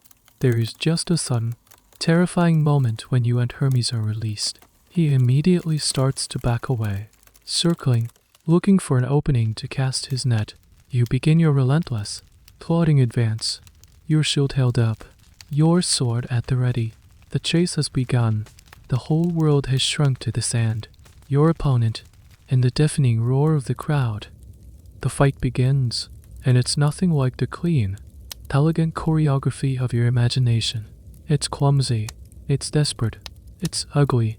The heroic myth of the gladiator, of two perfectly matched warriors engaged in a noble dance of death, evaporates in the first 10 seconds. This is a brawl between two terrified men who have been trained just enough to be dangerous to each other. Your helmet is a hot, suffocating prison. Every breath fogs the small eye holes. The roar of the crowd is a constant, disorienting hum. You can't hear your opponent's footsteps in the softs, and all you can do is keep your eyes fixed on him through those two small circles, trying to anticipate his moves. Hermes, the ready Arias, is just as clumsy. His net, which seemed so fluid and deadly in the hands of your trainer, looks unwieldy in his. He makes a tentative flick, a test. The net unfurls part way and then collapses. The crowd groans in disappointment. A few jeers are thrown his way. His panic is visible even from across the sand. He is, like you, a novice. De Tiroa. This is a battle of rookies. The bottom of the fight card, designed to get the crowd warmed up with some awkward, probably bloody, action. You continue your slow, plodding advance, just as the doctor taught you. Push her in. Don't give him space. Your heavy scudum, the shield, feels like a lead weight, but you keep it up, a wall between you and him. The sun beats down on your bronze helmet, and you can feel the heat baking your skull. Sweat streams into your eyes, and you can't wipe it away. Hermes dances backward, trying to maintain distance. He jabs at you with his long trident, forcing you to keep your shield high. The prongs scrape against the wood with a loud thwack. The impact jolts your arm. This is the rhythm of the fight. Is quick, probing attacks and your slow, inexorable forward march. It's a tedious, stressful stalemate. The crowd is getting restless. They want action. They want blood. Then, you make a mistake. For a split second, you lower your shield just an inch to try and get a clearer view. In that instant, Hermes sees his chance. The net flies. It's not a perfect throw, but it's good enough. It catches your shield arm and your head. You are tangled. Panic seizes you. This is the moment your trainer warned you about. The ready Arias' one great advantage. The crowd roars its approval. This is the drama they came for. Hermes surges forward, his trident lowered for the kill. You stumble backward, trying to pull the net off with your free hand while still holding your sword. You trip on your own feet and fall heavily onto your back. The impact knocks the wind out of you. You are down, tangled in the net, with Hermes standing over you, trident poised to strike. This is where a little known, and somewhat anticlimactic, reality of gladiatorial combat often kicked in. It wasn't always a fight to the finish. The equipment itself often got in the way. Helmets fell off, nets got tangled, weapons were dropped. The summa rudis, the referee, would often step in, pause the fight, allow the fighters to reset, and then restart the combat. It was about putting on a good, continuous show, not just having a messy, quick ending. But Hermes is a novice, and HES caught up in the moment. He sees his chance for a quick victory. He thrusts the trident down. Pure instinct takes over. You twist your body violently to the side. The prongs of the trident, instead of piercing your chest, plunge into the sand next to you. He has overcommitted. His weapon is stuck. Just for a second. But a second is all you need. With a surge of adrenaline, you bring your gladius up in a desperate, awkward act from the ground. You're not aiming. You're just flailing. By sheer, dumb luck, the point of your sword catches Hermes in the thigh, below the small loincloth he wears. It's not a deep wound, but it's a wound. He screams, a high-pitched cry of pain and surprise, and stumbles back, pulling his trident from the sand. Blood, shockingly red against his pale skin, wells from the gash and runs down his leg. The crowd erupts. They have seen first blood. The fight has finally, truly begun. You scramble to your feet, tearing the net from your head. You are both injured now. You with your exhaustion and fear. He with a bleeding wound in his leg. You face each other again. Two clumsy, terrified men, now bound together by the ugly reality of shared violence. The dance is over. The struggle for survival has just started. The wound on Hermes' leg changes the entire dynamic of the fight. The crowd, which was growing bored, is now fully engaged, roaring with excitement. The smell of blood, faint as it is, seems to energize them. For Hermes, the pain and shock are a harsh awakening. For you, the sight of his blood is a strange, sickening jolt. You didn't feel heroic. You just felt a desperate, animalistic relief. Hermes is limping now. His movements are slower, more desperate. The hunter has become the hunted. You press your advantage, just as you were odd, but your own body is screaming in protest. Your shield arm feels like lead. The helmet is an oven. Every breath is a gasp. This isn't a display of skill, it's a battle of attrition between two exhausted, wounded men. He makes another attempt with the net. A clumsy, one-legged throw that goes wide. He tries to jab with the trident, but his lunges are weak and predictable. You parry them easily with your big shield. You are no longer just defending. You are actively hunting him across the sand. The roles have been completely reversed. You see an opening. As he recoils from a failed jab, his side is exposed. You lunge forward, a move you practiced 1,000 times against the lifeless palace. This time, it connects with a living, breathing person. The tip of your gladius slides into his ribs. It's not a deep thrust, it's glancing, scraping against bone, but it's enough. Hermes drops his trident. The clatter of the metal on the sand is a small, sharp sound in the overwhelming roar of the crowd. He stumbles back, clutching his side, his face a mask of pain and disbelief. He looks down at his hand, now slick with his own blood. Then he looks at you, and he does the one thing a defeated gladiator can do to plead for his life. He drops to one knee and raises his left hand, the index finger pointed to the sky. Ad digitum. To the finger, he has surrendered. The fight is over. The summa rudis, the referee, steps between you. He grabs your sword arm to hold you back. The crowd is in a frenzy. This is the moment they have been waiting for. They are now the judges. His life is in their hands. The editor, the wealthy sponsor of the games, rises in his box. He looks out at the crowd, his arms spread wide, inviting their verdict. This is the ultimate expression of his power and generosity, the power to give life or death, guided by the will of the people. And the people give their verdict. They do not shout live or die, as in the movies. The signal is more subtle, and its exact nature is one of the most hotly debated topics among Roman historians. The popular image of thumbs up for life and thumbs down for death is almost certainly a modern invention, likely stemming from a 19th century painting. Contemporary sources are maddeningly vague. The poet Juvenal mentions Versopolis, with a turned thumb, as the signal for death, but which way was it turned? Some scholars argue that a closed fist with the thumb extended upwards, like a drawn sword, meant death, and a closed fist with the thumb tucked inside Paulus Perso meant life, a sheathed sword.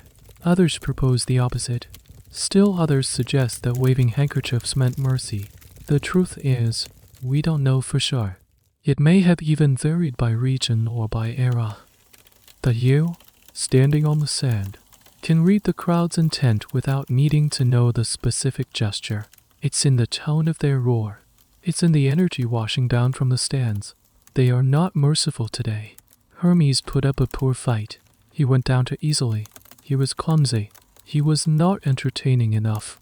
The sound is a low, bloodthirsty growl. They want to finish. The editor sees it, too. He has to give the people what they want. That's the whole point of this expensive spectacle. He gives the signal. It's a sharp, downward jerk of his thumb. Death. The sumo Rudy steps away from you. Hermes is still on his knee, his head bowed. He knows the verdict. He makes no move to fight back. He accepts his fate. This is part of the code. The sacramentum he swore, to be killed by the sword. Your trainer's voice echoes in your head. A thrust kills. You are supposed to walk over to him. Place the point of your sword against his neck or into the top of his chest. Then deliver the final, fatal blow. You look at him, Hermes, a boy you don't know, who did nothing to you except be assigned as your opponent. Your hand is trembling. This is not like stabbing the palace. This is the moment that will define you. That will cement your place in this brutal world. The entire amphitheater is silent, waiting. They are all watching you. The silence in the amphitheater is heavier and more terrifying than the roar. 10,000 pairs of eyes are on you, waiting for you to complete the grim task. You look at Hermes, kneeling on the sand, a boy in every way except for the blood on his skin. You look at the editor's box, at the turned thumb. This is your command. But you hesitate. Every instinct from your past life, the life of a farmer who nurtured things to grow, screams in protest. Your arm, holding the gladius, feels impossibly heavy. This hesitation, this flicker of humanity, is not what the crowd wants.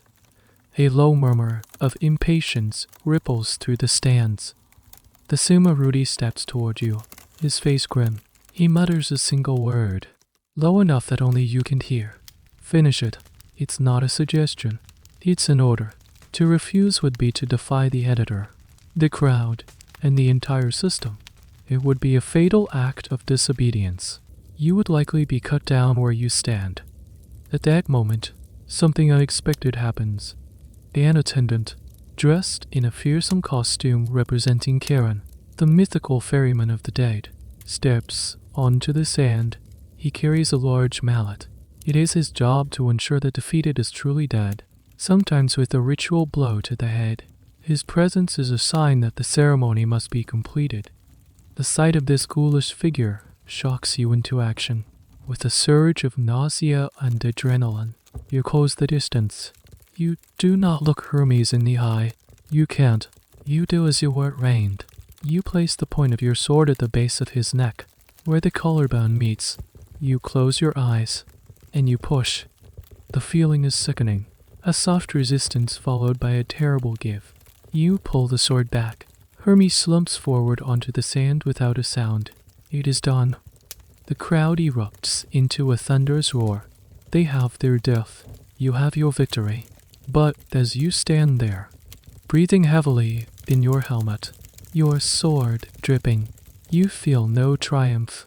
You feel hollow, sick, and utterly, profoundly alone. Attendants rush onto the sand. Hermes' body is unceremoniously hooked by the ankles and dragged out through the portal a bit in Insis, the gate of death, named after the goddess of funerals.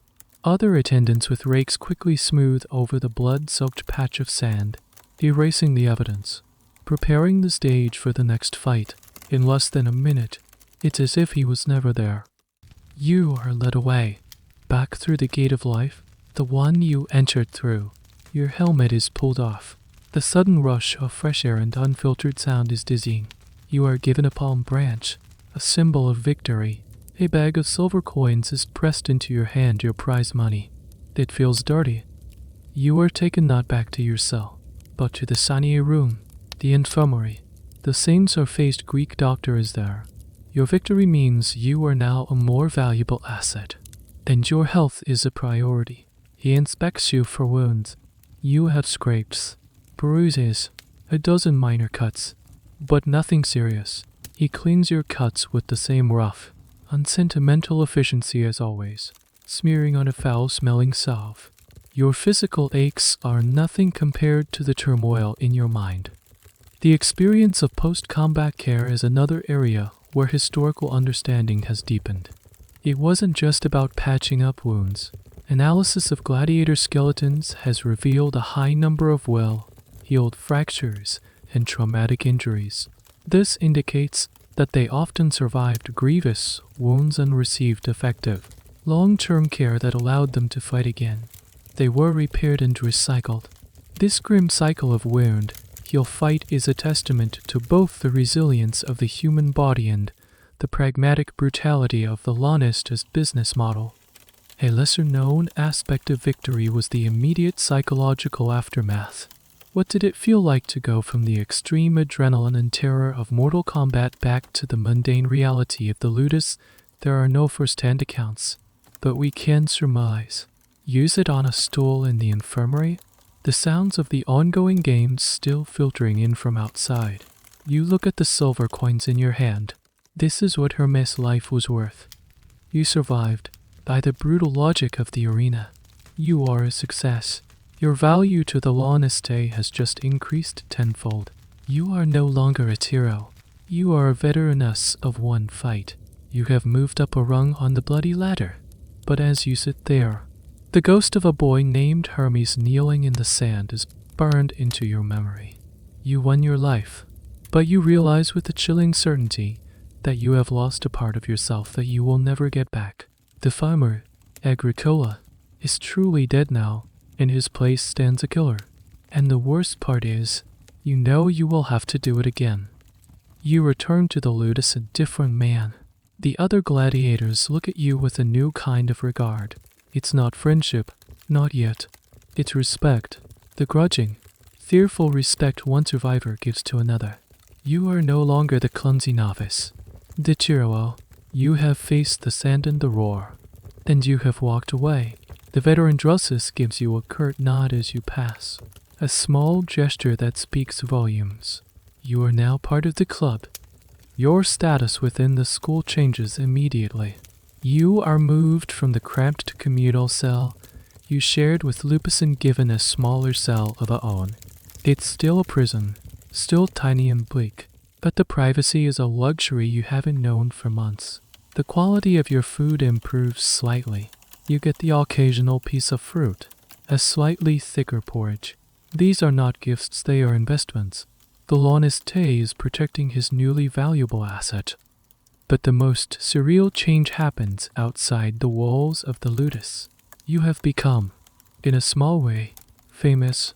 Your new name, Agricola, the ironic moniker that once stung with insult, is now being spoken by strangers. A few days after the fight, one of the guards shows you a piece of graffiti scratched on an outside wall of the ludus. It's a crude drawing of a say-cut or standing over a fallen ready Arias, and above it, the name Agricola. This is the beginning of the strange, paradoxical celebrity of the gladiator. You were illegally infamous, an outcast, yet you could become a household name. This fame manifested in bizarre and mundane ways. Your image, or at least the image of a generic say-cut, or now associated with your name, might start appearing on cheap, mass-produced souvenirs. Oil lamps were a common medium for this. Archaeologists have found hundreds of terracotta lamps decorated with scenes from the arena. A family would light their home with a lamp bearing the image of a man killing another man. It's a chillingly domestic form of celebrity worship. Your victory could be the reason a small flame flickers in a stranger's home. Pottery, too, was a canvas for your fame. Bowls, cups, and plates were often decorated with gladiatorial combat. A Roman might eat his dinner from a bowl depicting your fight, a stylized version of the moment you defeated Hermes. You were literally being consumed by the public. One of the strangest and most intimate forms of this celebrity was in the world of high society women. A successful gladiator could become a potent status symbol and, according to Roman satirists like Juvenal, an objective intense desire for some aristocratic matrons.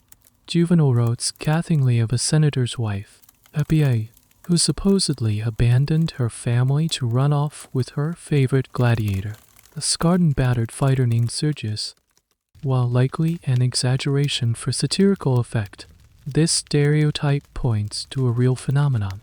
The gladiator represented a raw, forbidden masculinity that was intoxicating to some members of the sheltered and highly regulated upper class.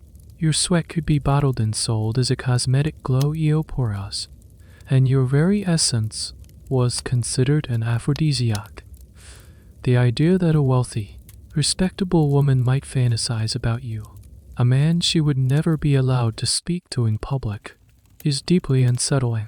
You are a fantasy figure, a safe brush with the danger and squalor that your life actually represents.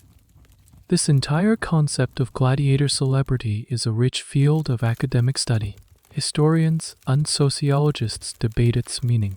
Was it purely about hero worship, similar to modern sports stardom, or was it more complex? A way for the Roman populace to process the institutionalized violence at the heart of their society by turning you into a celebrity. They could perhaps distance themselves from the grim reality of what they were cheering for. You weren't a desperate slave being forced to kill, you were Agricola, the rising star. You, however, experience none of the glamorous side of this fame. You don't see the adoring fans. You don't get invited to parties. You remain a prisoner in the ludus. Your fame is an abstraction, something that happens in the world outside, while you remain locked inside. The only tangible benefit is the slightly better treatment, which only serves to remind you that your value is conditional on your next performance. One day, your trainer tells you that the Laniste has already accepted a contract for your next fight at a much higher fee. Your victory has made you a more profitable commodity. The strange taste of your new fame is bitter. It's a fame built on the death of a boy named Hermes, and it only serves to paint a bigger target on your back. The more famous you become, the greater the expectation, the more pressure to deliver another spectacular, violent victory. Your celebrity isn't a reward, it's a gilded chain, binding you even tighter to the bloody sand. The palm branch from your victory withers in a corner of your new, private cell. The silver coins you were given are mostly gone. A large portion taken by the Laniste as a management fee. The rest used to buy small comforts, like a slightly better piece of cloth for a loincloth, or a whetstone that wasn't cracked. The brief euphoria of survival has faded, replaced by a cold, grinding reality. You have learned the true cost of survival in the arena. It simply earns you a ticket to the next fight. Each victory is not a step towards freedom, but a step deeper into the machine. Your win against Hermes established you as a viable product. No, the Laniste needs to see if you can be a consistent one. Your training regimen becomes even more intense. You are no longer treated like a fragile piece of glass. You are a proven weapon, and you must be honed. You spar against more experienced gladiators, men who don't hold back, who exploit your every weakness with brutal efficiency. The beatings are worse, the exhaustion more profound. This is the grim paradox of success. The better you perform, the higher the stakes. The Laniste won't risk his new, promising Seikad or in another clumsy rookie match. Your next opponent will be tougher, more experienced, a man with his own victories under his belt.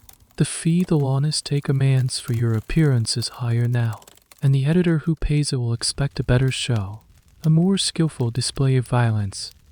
You see this cycle embodied in the school's champion, SBI Colas. He has won over a dozen fights. He is famous throughout the region. His name on a bill guarantees a sold-out amphitheater. But he is not free. He is the Laniste's most valuable asset, and he is guarded more closely than anyone. His life is a constant rotation of training, fighting, and healing. His fame has trapped him.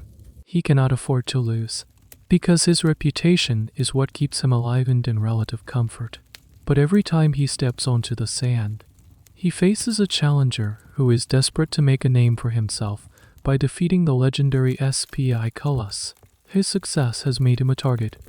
This brings up a question that historians and psychologists of sports still ponder. What is the long-term psychological toll of this existence you are conditioned to kill, to suppress empathy, to live in a constant state of hypervigilance? The trauma is not just in the fights themselves, but in the periods between them, the anticipation, the fear, the knowledge that your life depends entirely on your ability to harm another human being. We have no gladiatorial memoirs, no diaries describing their feelings, but we can infer the immense mental burden from the context of their lives. The small, sad detail that speaks to this burden is the evidence of suicide within the ludus. The philosopher Seneca, a contemporary critic of the games, tells a grim story of a German prisoner who was being trained as a beast fighter. On the morning of his debut, he went to the latrine, the only place he could be alone, and committed suicide by forcing the stick and sponge used for cleaning down his own throat. It was a desperate, gruesome act of defiance. He chose a horrifying death of his own, making over the spectacular death that had been planned for him. This wasn't an isolated incident. Seneca tells another story of a man who, while being transported to the games, induced a fatal injury by jamming his head into the spokes of the cart's wheel. These accounts, while rare, are a stark reminder that not everyone adapted to the brutal conditioning.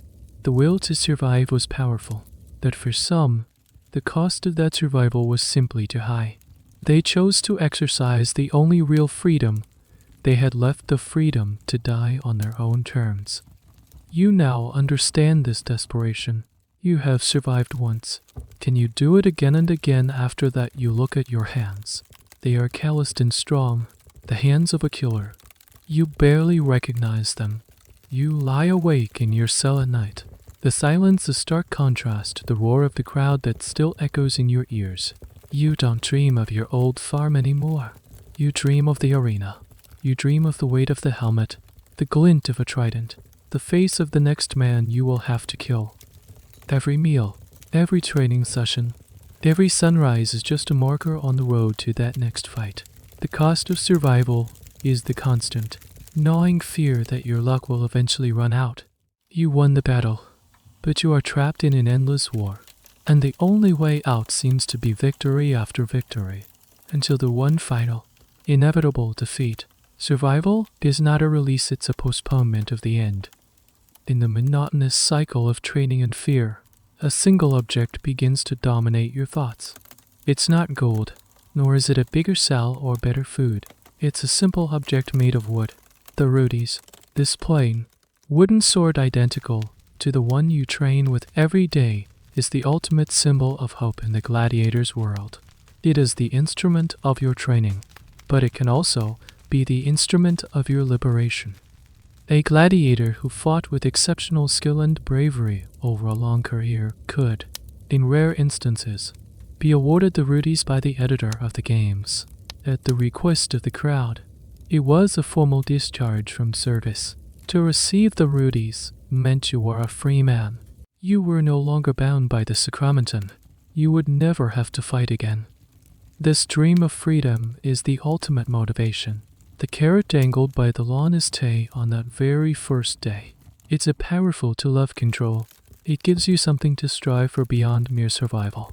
It channels your desperation into a desire for excellence. If you just fight well enough, if you just win enough times, if you just become a big enough star, maybe, just maybe, you can earn your life back. You see the hope of the rudies in the eyes of the veteran gladiators. It's what keeps them going. They collect their winnings, save their coins, and build their reputations, all in the hope of that one glorious day. The famous gladiator Flamme, whose tombstone you've heard others speak of, was offered the rudies for separate times and, incredibly, refused it, choosing to continue his career. He was an anomaly, a man who perhaps found his true identity only on the sand. For most, the rudies was the finish line. The process of being awarded freedom was highly ritualized.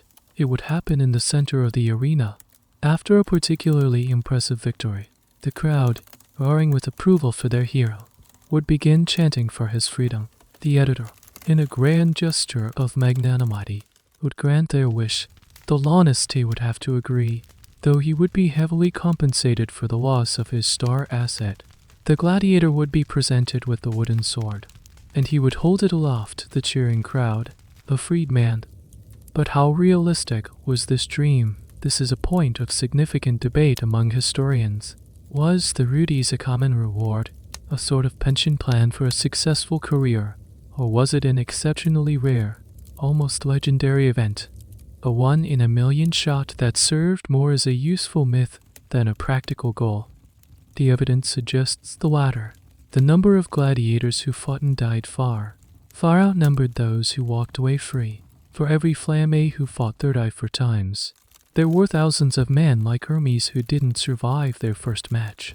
The ludus was a pyramid scheme of survival, and the odds were stacked astronomically against you. Colosseum had no financial incentive to let his most profitable, crowd-pleasing gladiator simply retire. The system was designed to extract the maximum value from you, and for most, that value was extracted until they were killed. A fascinating and little-known alternative to the rudis was the possibility of buying one's own freedom. A highly successful gladiator who was careful with his prize money could potentially accumulate enough wealth to purchase his own contract from his Loniste.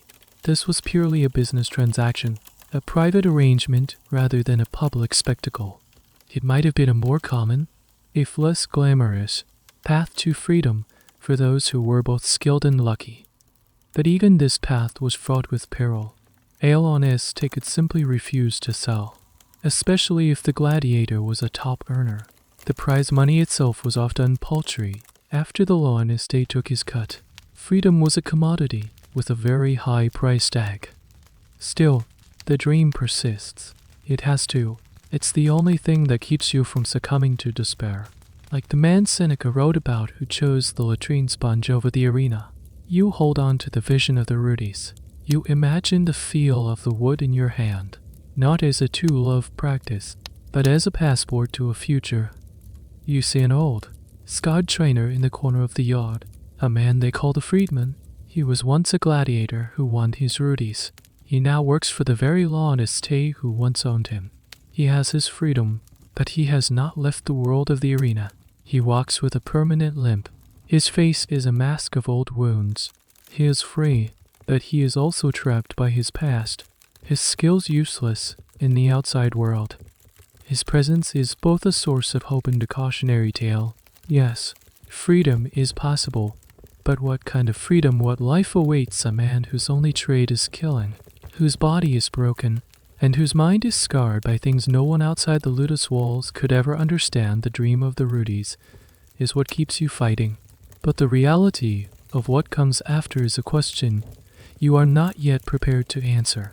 For now, you just focus on the next fight, the next victory, the next small step toward that elusive wooden sword. Years pass. The seasons blur into an endless cycle of sand and steel. The name Agricola, once a cruel joke, is now a name that inspires fear in your opponents on drawers of approval from the crowd.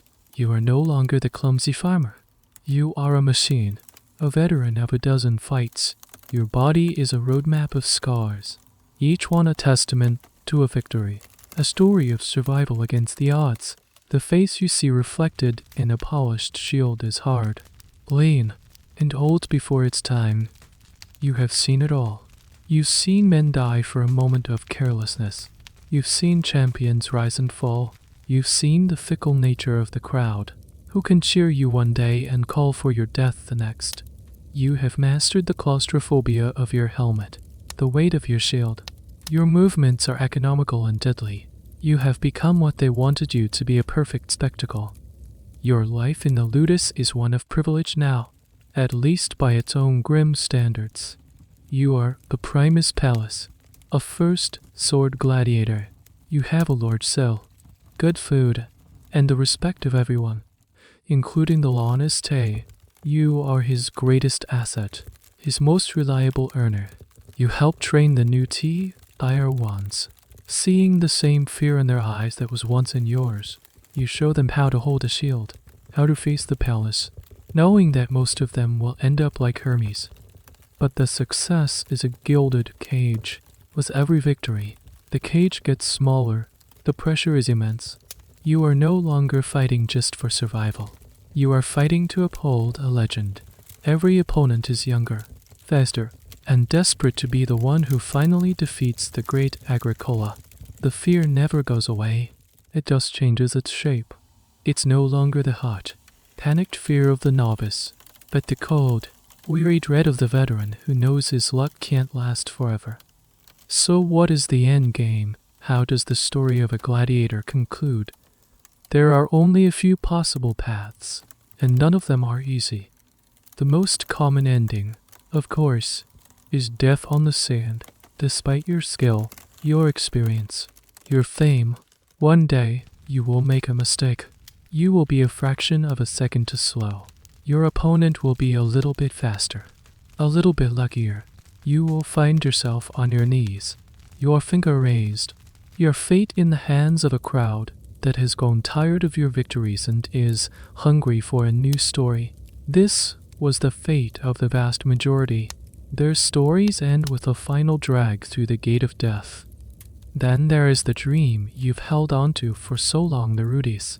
Perhaps, after one more spectacular victory, the crowd and the editor will finally grant you your freedom. You will hold that wooden sword aloft, a free man. You might leave this life behind entirely, trying to disappear into some quiet corner of the empire. Though your famous, scarred face would make that difficult. Or, more likely, you would end up like the old trainer, the freedman, your skills too specialized for any other life. You would remain in the shadow of the arena, training new generations for the slaughter, a living ghost of the games. A third path, and one historians believe was a significant outcome for top-tier gladiators, was simply retirement due to age or debilitating injury. If you survived long enough, your body would eventually give out. Thy wound might not kill you, but could end your career. In this case, a benevolent law might grant you freedom as a reward for long service. A less benevolent one might simply sell you off as a laborer or a guard. Your broken body still having some small value, you would live out your days in obscurity, haunted by the roar of a crowd that has long forgotten your name. Finally, there is the path of defiance, the path of Seneca's German captive. You could choose your own end. This was the ultimate, final act of control in a life that had none.